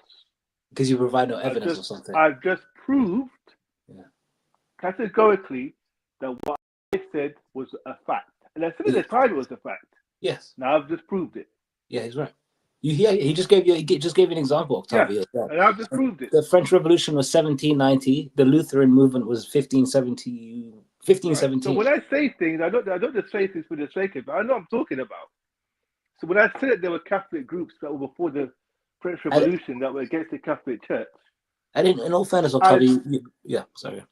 Yeah, so you finish. You're making it seem far more theological and debate issue. It's literally the issue stems from the Catholic Church asking for money in exchange for forgiving sins, which led to its large acquisition of gold and land, and then exploiting that through various ways. What did I say? I said it was because of corruption. Did I not say that they hated them because of corruption? I said that. I said it was because of corruption, and because of the allegiance they had with the elites. Again, this is not me making it up. This is facts. All right, can I respond? And then that leads to people, owing and living in absolute squalor and poverty. And then who do they look at? It's obviously the wealthiest landowner who's exploiting their labor, which turns out to be the Catholic Church. Hence, revolt against the Catholic Church. It's not a conspiracy. It's just people trying to survive. You can please respond, but I really wanted to go on to one topic because it's getting late. I was going to go into it until you guys brought this up. All right, okay. First of all, you are absolutely wrong. The reason why there was a split between the Protestants and the Catholic Church was because of theological differences. It was because how am I wrong? I didn't give you a reason why. I never gave you a reason why. If you guys won't let me speak, I won't speak. No, but no, you can't misquote me. You can't misquote me. No, but you can't misquote me. No, but you said I was wrong because I didn't give you the reasons why.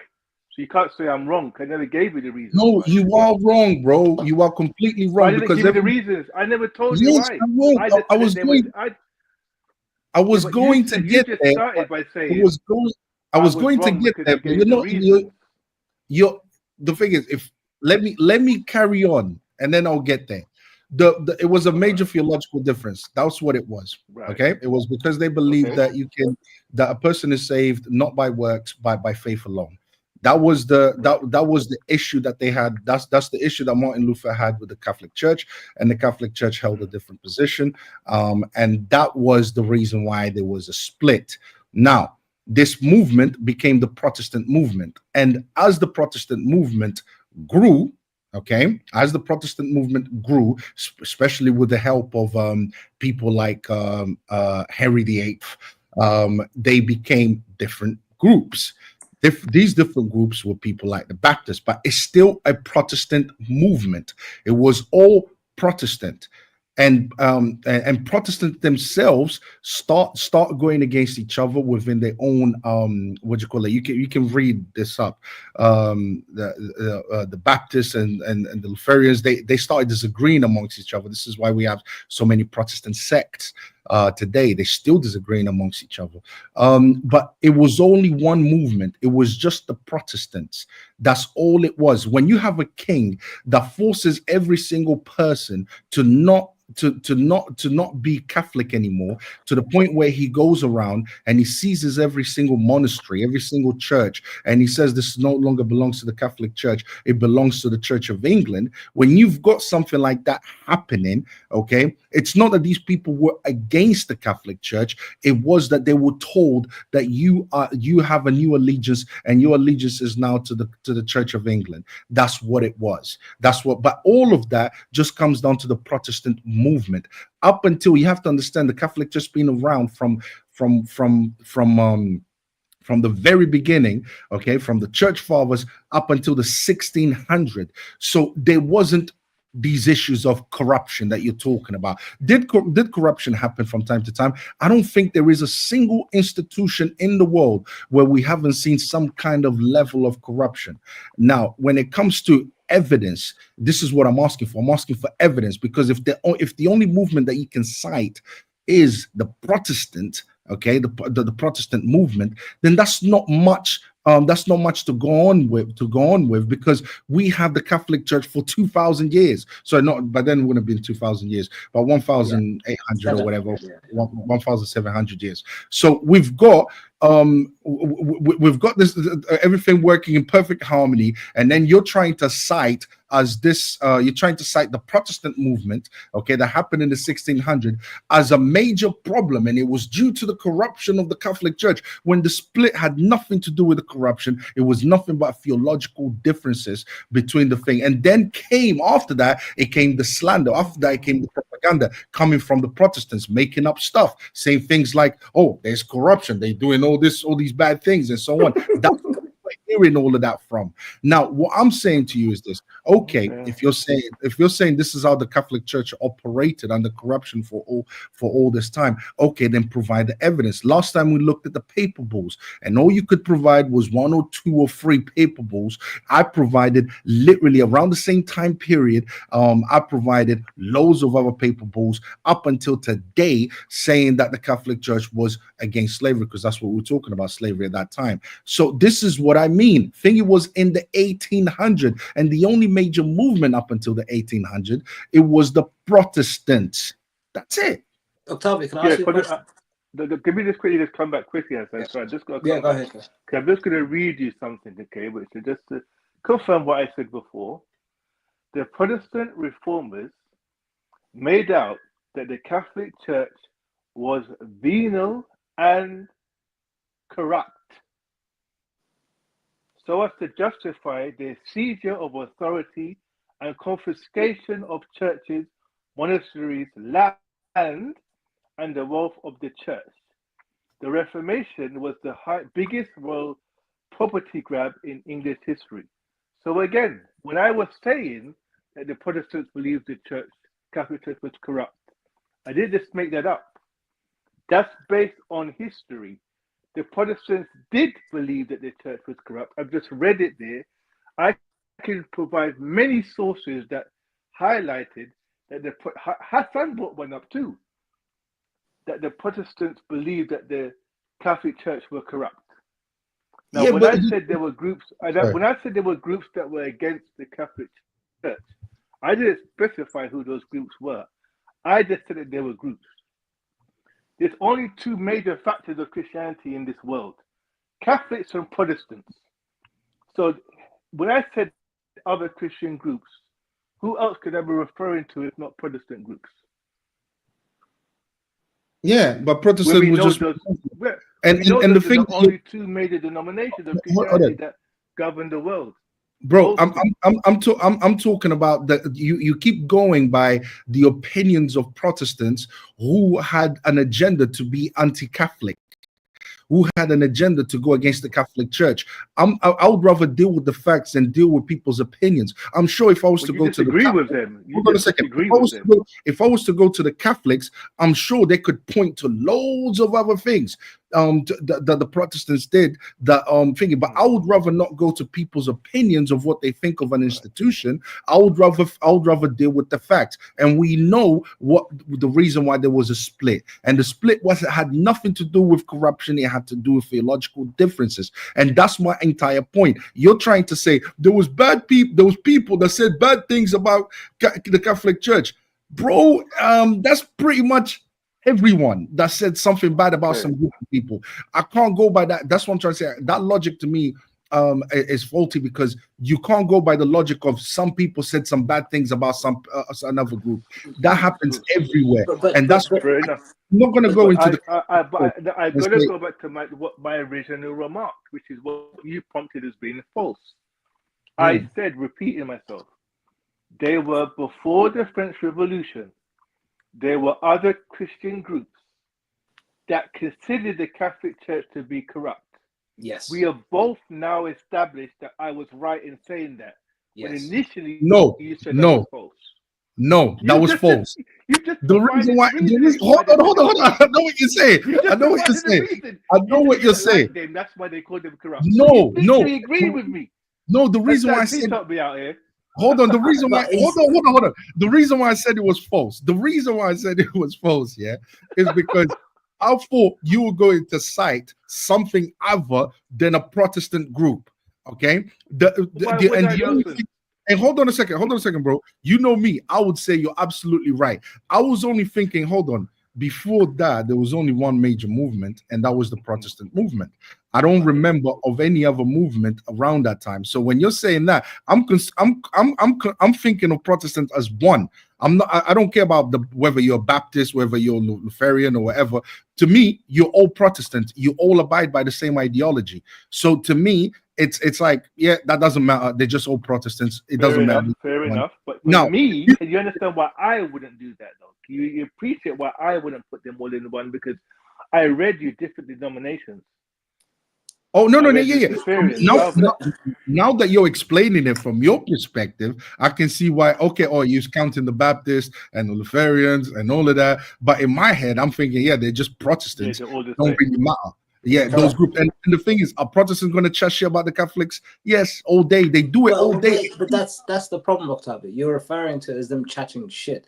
It's not them chatting shit. It's them being motivated by the oppression of the Catholic Church and the corruption of the Catholic Church, being a usurper of private property, private physical sovereignty, meaning people having the autonomy of their own bodies and souls and such, and then usurping, overstepping their bounds and limiting liberty, fraternity, equality, everything you said that they stand for, which is just not true, because people will not think of the Catholic Church when somebody is robbing them, or the Catholic Church told me don't let people rob you. They just think don't rob me, and those ideas are innate and inherent. So eventually, when the Catholic Church oversteps its bounds, there's going to be a revolution. There's going to be revolutions in a variety of places, because you talk about the UK in England, the state overstepping its bounds and taking land and so on and so forth and limiting. And then you quote Luther, who's German, and then you've got the Catholic Church with its own oppression in Africa and in South America. So it's not a case of it was a specific group. It's a collective revolt or revolution against the oppression of an overbearing church. Thank you so much. I have to thank our brother Hassan here. Thank you so much, because because what he's saying is I mean, first of all, it's historically just inaccurate. None of that happened. But what he's saying is reading it right in front of me. That's not fair. Yeah, of course. It did happen, Nelson. It did happen. No, he did not. Hold on a second. Hold on. What happened was the split did not happen because there was oppression. Okay, if you're gonna call an ideology, if you don't like an ideology and you call that ideology oppressive, I'll be honest with you, that's like me saying liberalism is oppressive to me. Okay, I'm not saying that. Don't strawman. Please don't strawman. I know you're strawman. Please, we're going around in circles. You did it with JM for like 2 hours. It's fine. Don't strawman. I'm not saying. I literally said stealing money and land. Literally, I'm talking about something as simple as the church saying, "Give me your money. Give me your land," and then obviously saying other things like go enslave those people and things like this. I'm not talking about I'm not a liberal. I'm not talking, you're hurting my feelings because you don't accept my blue hair and my nose piercing or whatever. So I'm not saying that. I'm being very precise and very clear. I'm talking specifically of the church becoming what's it that Jesus says? The money changes in the church, and then he throws the. I was just going to bring something up about that actually. I'm worried because do not store up for yourself. No. You can't make those claims and then expect the people not respond. Are you saying that the Protestants wouldn't have read that and then looked at the Catholic Church acquiring masses of gold and land? I thought, hold on a minute, why is the Catholic Church amassing gold and land when it says here in Matthew 16, do not store up yourselves treasures on earth? You don't think that may have caused them potentially to look at them a bit side-eye? No, because there was no such thing can I answer? There was no such thing as they. The split didn't happen because there was loads of people that had problems with. First of all, I don't know where he's getting this.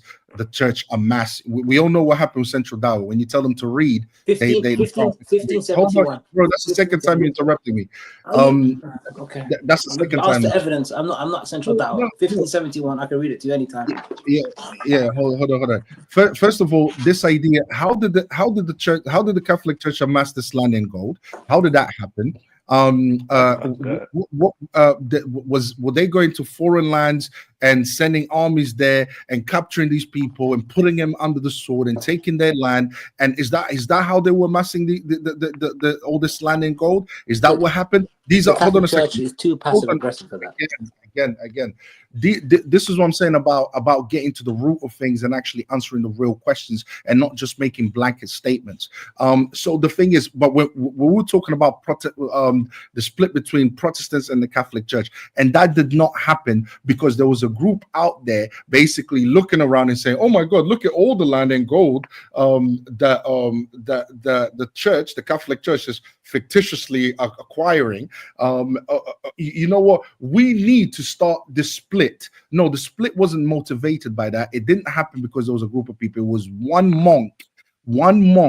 That's what the split was all about. It was one monk and theological differences, and that's what ended up causing the split. Okay, and plus there was the printing press as well. Okay, and the propaganda the thing. So there was no group of people ready to split with the Catholic Church. It was theological differences. Now, if you're going to talk about they're actually amassing all this property and all of that type of stuff, okay, I'm going to need dates. I'm going to need what actually happened. I'm going to need who was the Pope in charge? Who was the king in charge? What did the king say about that? I want to see what the evidence actually is. But if the evidence is more Protestant propaganda or non-Catholic propaganda or Muslim propaganda, then I'm not going to take it. I'm not going to agree with it. I'm just not, because the Catholic Church, what is it, at a state level with the king, with the kings and queens of Europe. Okay, so how did they amass this land? What gold were they stealing? What land was they stealing? What's the name of the land? What did they do to the people, to those people? These are questions that I would require you to answer before I even take your claim as serious. I will. I'll give you the evidence. Can we go to my video now and just round this up, because we can do this forever. Okay, it's getting late. Easy. easy, guys. Come on, man. That was a nice one, man. I win again. Oh, no. So basically, this video is you remember the beginning of this midnight coffee when the coffee was just piping hot? It's all got all cold now because we didn't drink our coffees. What happened? Remember, as at the midnight coffee, we had our coffee back when it was fresh. At the beginning of this episode, it was hot. Now the coffee's gone cold. Stale. Yeah. Because the coffee's on the table, we're just arguing and just arguing, and which is good discussion though. Shouts to the 14 people watching. Shouts to the 14 people watching. I would appreciate you guys. Wow. So this you asked me about. What did you ask? You asked me about what do I think of Trump? This video really sums up nicely. I've only watched like 10 seconds of it, but like let me play it. I like it. I like where it's going. I got you down as a Trump guy, Dave. Are you? Or are you prepared to say out who you are? Yeah. Yeah, I'm voting for Trump. I'm down $7 million in stocks and crypto. Trump has put his tariffs all over the place. I hear anything. I've been trying to understand. Am I missing something? Can you hear it, Octavia? Yeah, I can hear it. I can't hear it. Say again. I got you down as a Trump guy, Dave. Are you? Or are you prepared to say out who you are? Yeah. Yeah, I'm voting for Trump. I'm down $7 million in stocks and crypto.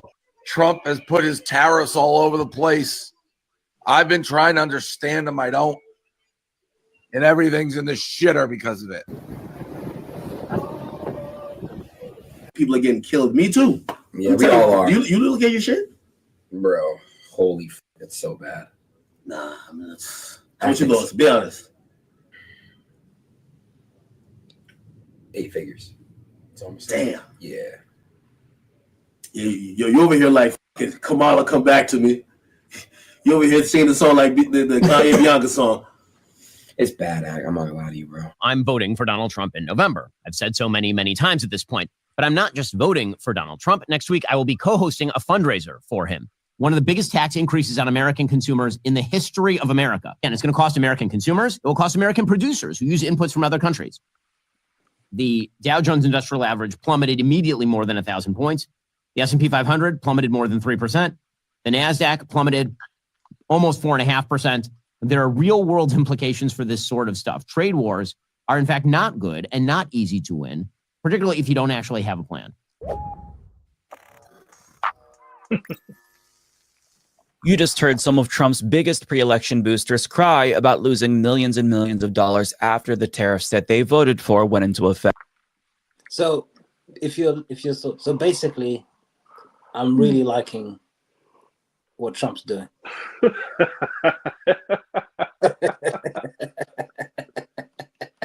know what though? Okay, it seems like he may have made a mistake or something's gone wrong. Yeah.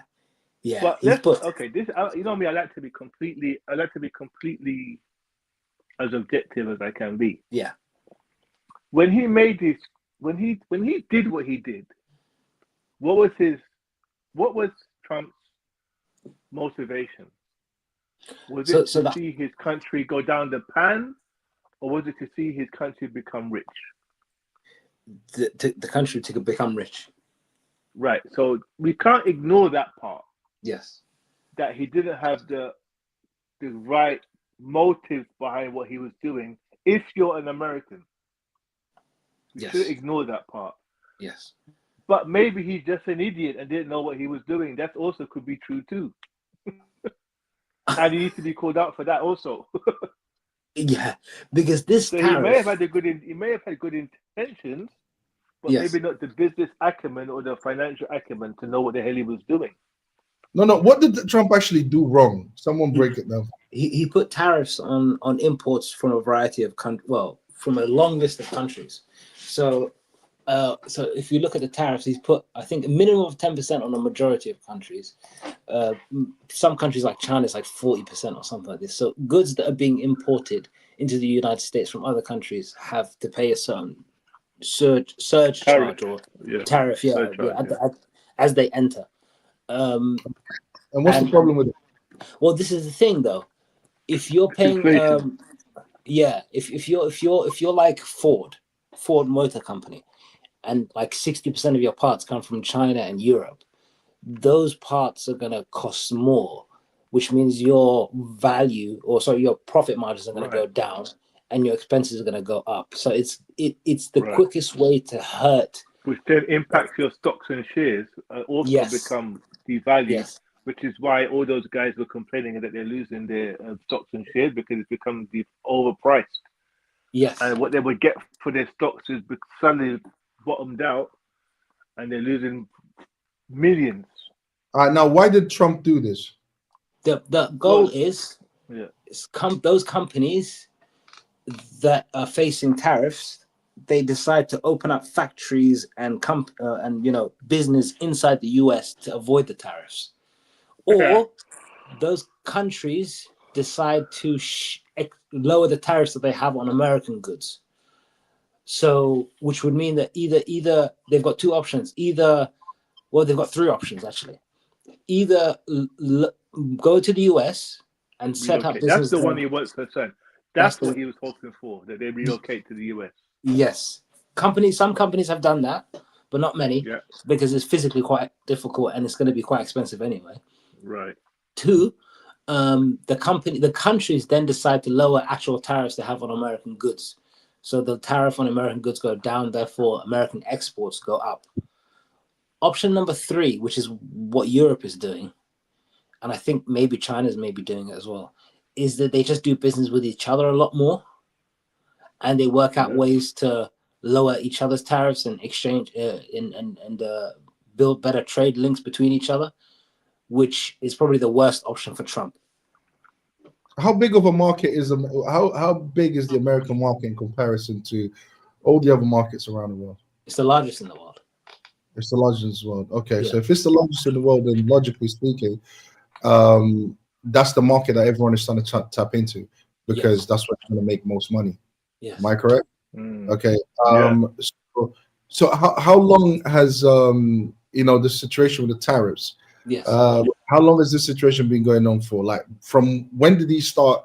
When did he decide to put these tariffs in place? 2 weeks ago. 2 weeks ago. Less than 2 weeks ago. It was a week ago. Yeah. Okay, so 2 weeks ago, so it's relatively new. Yeah. Right. So it's relatively new. So basically, what you're saying is people are moaning because they are going, they're going through some pinch right now. Okay. Oh, I wouldn't say pinch. I wouldn't say pinch. Well, the companies worse are, than- the companies are panicking, because think about it, if you're getting up to 50% tariff, you're talking about, there is how much you have to reprice your goods to get a profit margin now. Yeah, So you have to put your prices up, and that impacts everything. I think Trump is playing chess, and everyone else is thinking checkers. Eventually, you're gonna have to be forced to play with Trump. You're gonna have to play. You're gonna have to do business with Trump eventually. If America is the biggest market, you're gonna have business with Trump. So you either, and I think Trump is also interested in actually, creating products or manufacturing products inside the U.S. and selling it to other places. Right. That's another thing that he's interested in. And I think one of his strategies is, if we continue as we are, if we don't manufacture it, we're going to continue basically bowing down to all these guys that are producing all of this stuff. We're going to keep importing, and it's never going to be beneficial for us. So I think what he's doing is playing the long game. I think eventually he knows that all of these people will come around, and this will make the economy stronger. But I think right now people are just they're feeling the pinch right now because it just started and they're moaning about it. They're not seeing the bigger picture. But there's also things that have happened. There's things that have happened that I don't think he did anticipate. Like the BRICS nations are rubbing they're doing the Birdman hand rub. The BRICS nations, because they're like, okay, yeah, you guys, you pay that money. We're just engaging each other's markets. We'll just sell to each other. We'll keep our tariffs how they are. So it's actually maybe inadvertently enriching those BRICS nations, the Indias, the Brazils, the people that are in that BRICS nations pact. They're laughing because they're like, yeah, you guys, we won't trade with them, but we'll trade with each other, and not pay those stupid tariffs that you guys are paying. That's a good point. But the thing is, if your country's poor, you won't have much of a market there. If your country's rich, then you have a serious market. And in America, yeah. So most people, even though you're saying they can do business with each other, yeah, but that would be a loss. That'll be a lose. That'll be a lose for the one who's actually manufacturing the good and giving them the goods. They're not going to get much. They need a market like America's market. So I think what Trump is doing is basically forcing people to basically renegotiate, renegotiate and do business on his terms. So that's essentially what he's wanting. It's not working out though. No, but this is what I'm trying to say. I think that's Hassan just don't like Trump. I think it's too early to say that. I think let's wait and see what happens. People, it's like my kids. They don't like when daddy first says, no, this is eventually they get used to it. You know what I mean? Oh, you don't like that? First of all, there's no such thing. Everyone has to do it. You know what I mean? It's basically saying I'm the most powerful country in the world, and you're gonna do business the way I want you to do business, and the way I think is profitable for my nation. What are you gonna do? Nothing. Eventually, they're gonna be forced to do business with him. So long term, I'm telling you, Trump will win, and America will be great for that. I don't think so. I think China and Europe, those two particular ones where he's put the most tariffs on, they have negotiating power. China's already started. They've reversed. And they have options too. Yeah, China has a lot of options. He's given them a 34% tariff. They've given him raised it to 50 now. Oh, he's made it to 50. Yeah, but guys, he's threatening them with 50 now. You guys are saying all of that, but in the end, I'm just going to end up being right. It's a waste of time, guys. No, I'm not disputing what you're saying. I'm saying wait and see. I don't know. Maybe he will. I don't know. Time will tell whether or not it'll be one of the best economic moves or one of the worst. But I don't think that Stan is convinced. Now it's not. I'm going to wait and see the long run. I'll tell you why I'm convinced. I think you're right. The US is the largest market. They have a lot of influence. They can kind of do this kind of thing. I'm always right. They can kind of do this thing, yeah. They can kind of do these things and really these maneuvers and really have a lot of influence. But like they can, if Trump could hold out for, if he had 8 years like back to back, 4 years back to back and had 8 years, he could have started the tariffs in 2020 and just carried it on till about for good, or 2018 or something like this, and carried on for 6 years, and he would have won, right? But the point I'm making is countries like China and countries like China and places like Europe, they can hold out. That's one, for 4 years. Two, his political administration is falling apart. You have the Department of Defense, Pete Hegseth. He's going through some sort of investigation now. This is the defense minister. You have other party members that are just buckling all over the place. Was that the rape one? The rape trial? A rape trial? Which rape trial? You guys, who's on the investigation? There's one of these politicians. Sorry, what was he on the investigation for? Oh, so there was remember the group chat that they were in? Oh, that okay, yeah. This is a new, it's a new fresh one. So that he's putting, so you have your Minister of Defense being involved. So you have a lot of people that aren't really going to be around 6 months, 12 months, 18 months from now. Yeah, including Elon Musk. He's leaving, I think, in May. So his team is going to have a lot of shift, and the voter confidence is going to go down, and he's going to lose Republican seats and lose a Republican majority. He's done too much too quickly with the wrong people. Yes. Which is true. I agree with that. Hold on, Elon Musk is leaving. Yeah, leaving in May. They told him bounce, bro. And there's mass demonstrations all over the US now, by the way. Do you know that now? I'll believe it when I see it. There's mass demonstrations. There's mass demonstrations all over the US. Do you know that? You seen that? Sorry, there's what? There's mass, thousands, millions of people demonstrating throughout the US against Trump as we speak. Really? I haven't seen any of that. Go on the news and look it up. What are these blue head leftists? Hassan, bring it up, Nelson. Wow! All of a sudden, Hassan's on point. What's going on? I've been on point because you don't let me speak. All over the US, not just in Washington D.C. All over. Okay, yeah, but these are. But Trump has always had that. These are just. Are these like guys that are against him, or are these just? These are the elder, because this stock market crash is the largest since 2008. It's as bad as the 2008 crash, right? This crash. It's not a normal crash. It ruins pensions. It ruins companies. People will become unemployed. Cost of living goes up. He's done too much too quickly with the bad teams. The idea is good. He actually affected the social services department. We laid off so many people that there wasn't enough staff to answer the calls for elderly people calling about their state pensions and their benefits. He got rid of so many people that the phone service collapsed. Did you hear about that? Nah, I haven't heard any of that. Yeah, he's done too much too quick, as the son said. Way too much too quick. It's only March or April. And he's pissing off, Octavio, as you said, he's pissing off white people, which is the worst thing to do. That's true. That's true. Look at this. Look at this lady. She looks like a leftist, bro. No, they're all conservatives. The Trump supporters, Nelson. Trump supporters. They're Trump supporters. Some of them are. Some of them, not all, obviously, but some of them are Trump supporters going against him. Did you see the people that Hassan highlighted at the beginning? All those Trumpists like Ben Shapiro and all these guys going against Trump. Even Joe Rogan's going against Trump. Have you seen that one? You guys are gonna make me do some research on this now and find out what the hell. Rogan is saying that he wasn't happy with this whole migration thing and innocent people being scooped up. And Joe Rogan said that's horrible what's going on. Even Joe Rogan is going to go anti-Trump now. Yeah, and then he's got the Iran war coming up next. He said he's going to war with Iran, or he's shifted troops, military carriers from one Gulf. About time, man. About time.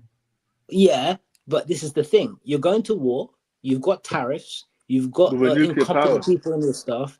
You're taking innocent people and putting them on planes.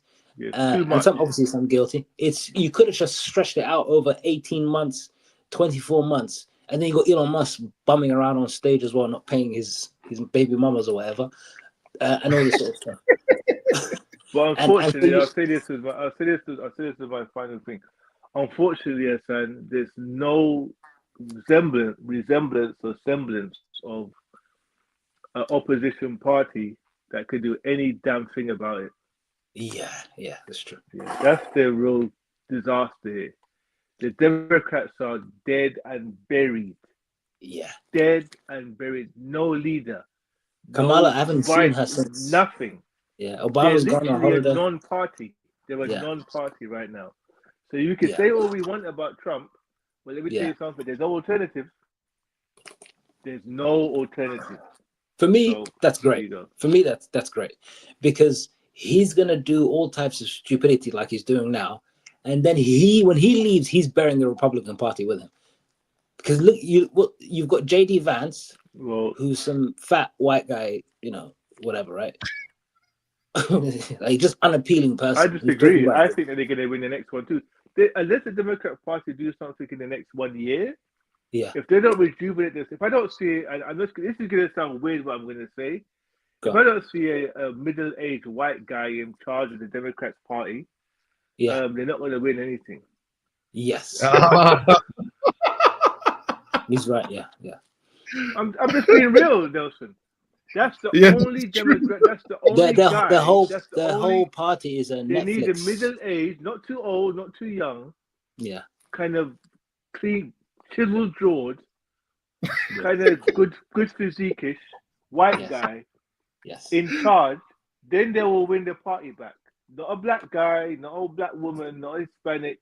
They need, because that's what the country wants right now. Not an Indian woman. No, hell no, they don't want that.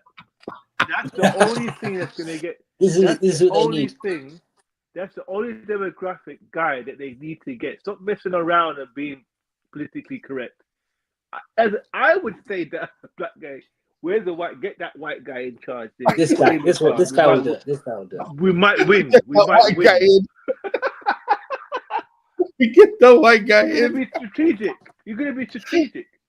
Yeah, that's what true. The country's about right now. That's what the country's about right now. Stop messing around. Go with what wins. Yeah. Put your ideology to the side for a second. Let's think strategically, guys.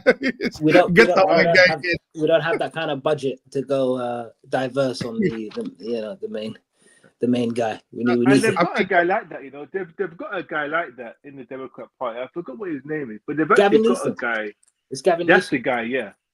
That's the guy. But why would they do that? Because he's not an Indian woman. I think it's too early. The deputy vice president, he has an Indian woman. I think it's too early to tell, man.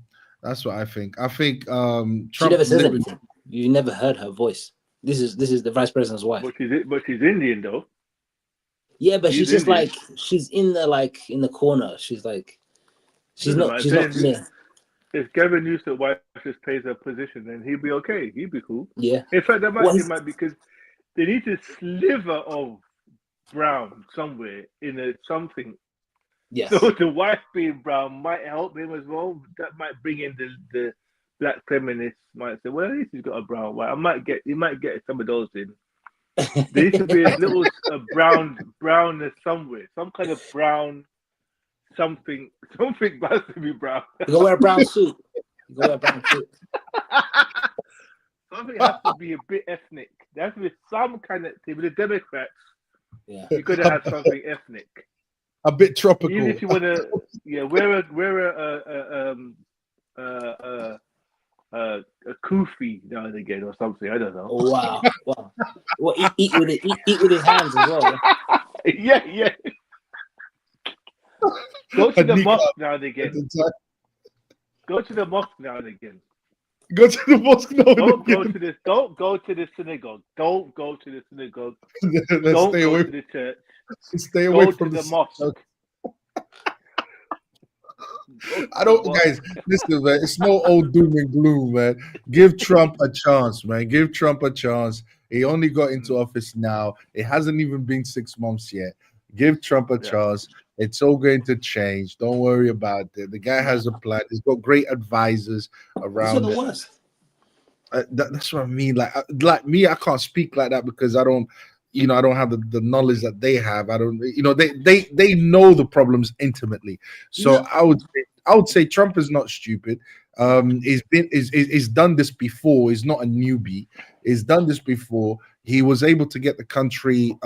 He got props for getting the country in a good place. So I don't think it's like it's right to lose hope just yet. I'm not saying that what he's doing, everything will be perfect and blah blah blah. I'm not saying that. I'm saying, just have some faith, man. Have some faith. Give the guy the benefit of the doubt.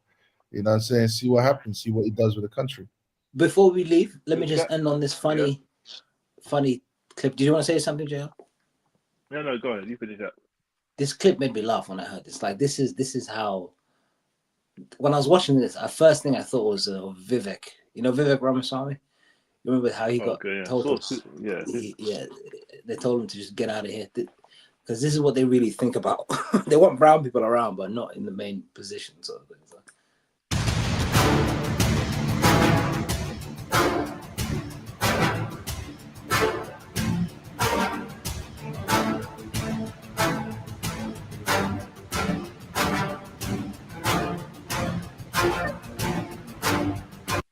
Us, but I'm especially, but I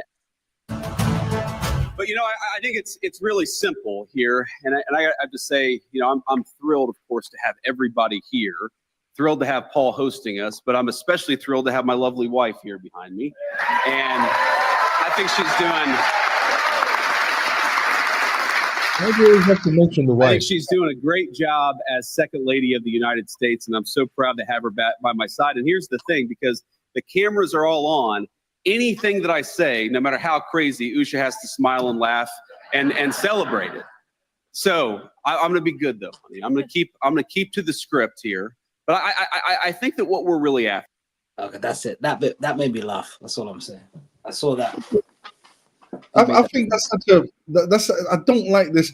You have to give your wife props for what?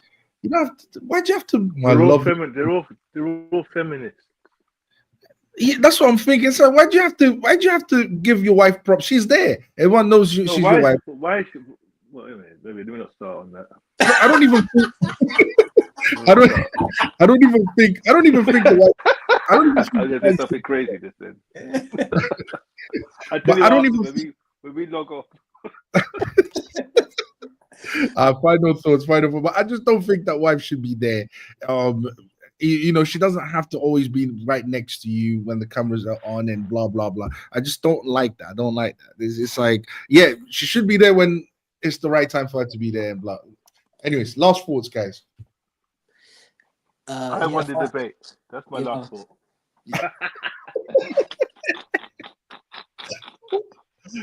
Go ahead, son. Yeah, the Catholic Church, historically speaking, is like MAGA. It's a shame. It's basically a cult, but it is what it is. It is what it is. I'm liking what Trump is doing. I'm liking that he's destroying the country and destroying his legacy. I hope he carries on, and I hope he as he leaves, he destroys the Republican Party with him. And then on top of that, Myron, he's a sociopath, but the Red Pill's sociopathic anyway. So there you go, guys. That's it. My last thoughts: be wary of liberalism. If you don't know what liberalism is, go study the ideologies, study what they teach. and ask yourself this question: is liberalism good for society or not? And that's how you basically find out, why we have all the problems that we have in this society today, from kids, family, and all of that type of stuff. It all go and study liberalism, and you'll understand why. In regards to the Catholic Church, again, 2 against 1. I won the debate. They were not able to provide any evidence whatsoever, just giving me people's opinions about how they feel about the Catholic Church. I've got 2 anti-Catholics here with me. I already know what they think of the Catholic Church. The propaganda is real. The propaganda is real, people. People do hate the Catholic Church, but then again, people always hate the greatest institution on earth that's trying to save humanity. Again, I'm an evidence-based type of guy. I rely on evidence, not just you can hear that in the background, guys. Yeah. But anyways, so when it comes to Trump, shout outs to Trump. I've got faith in Trump. I think it's too early. I think Hassan is just being biased. He just doesn't like Trump because of what he said about Muslims. So that's the real reason why Hassan doesn't like Trump. He wants Trump to fail. Trump will not fail. I've got faith in it. Well, I don't really, because he's not a Christian to me. If he was a Christian, he would abolish a bunch of things. He would make a bunch of things illegal. So I'm not really pro-Trump, but there's things I like about Trump. If he is a Christian, he's doing a bad job as a Christian. Because the way I'm judging by his behavior. But I've got faith in Trump. I think Trump will do well. All right, guys. Anyways, shouts to everyone watching. We had 15 of you guys watching. Thanks for rocking with us, guys. 3 hours and 54 minutes. That's a long time. This was Midnight Coffee. And join us for other Midnight Coffees, man. We're just talking in general. Okay. Peace. Peace out. Take it easy.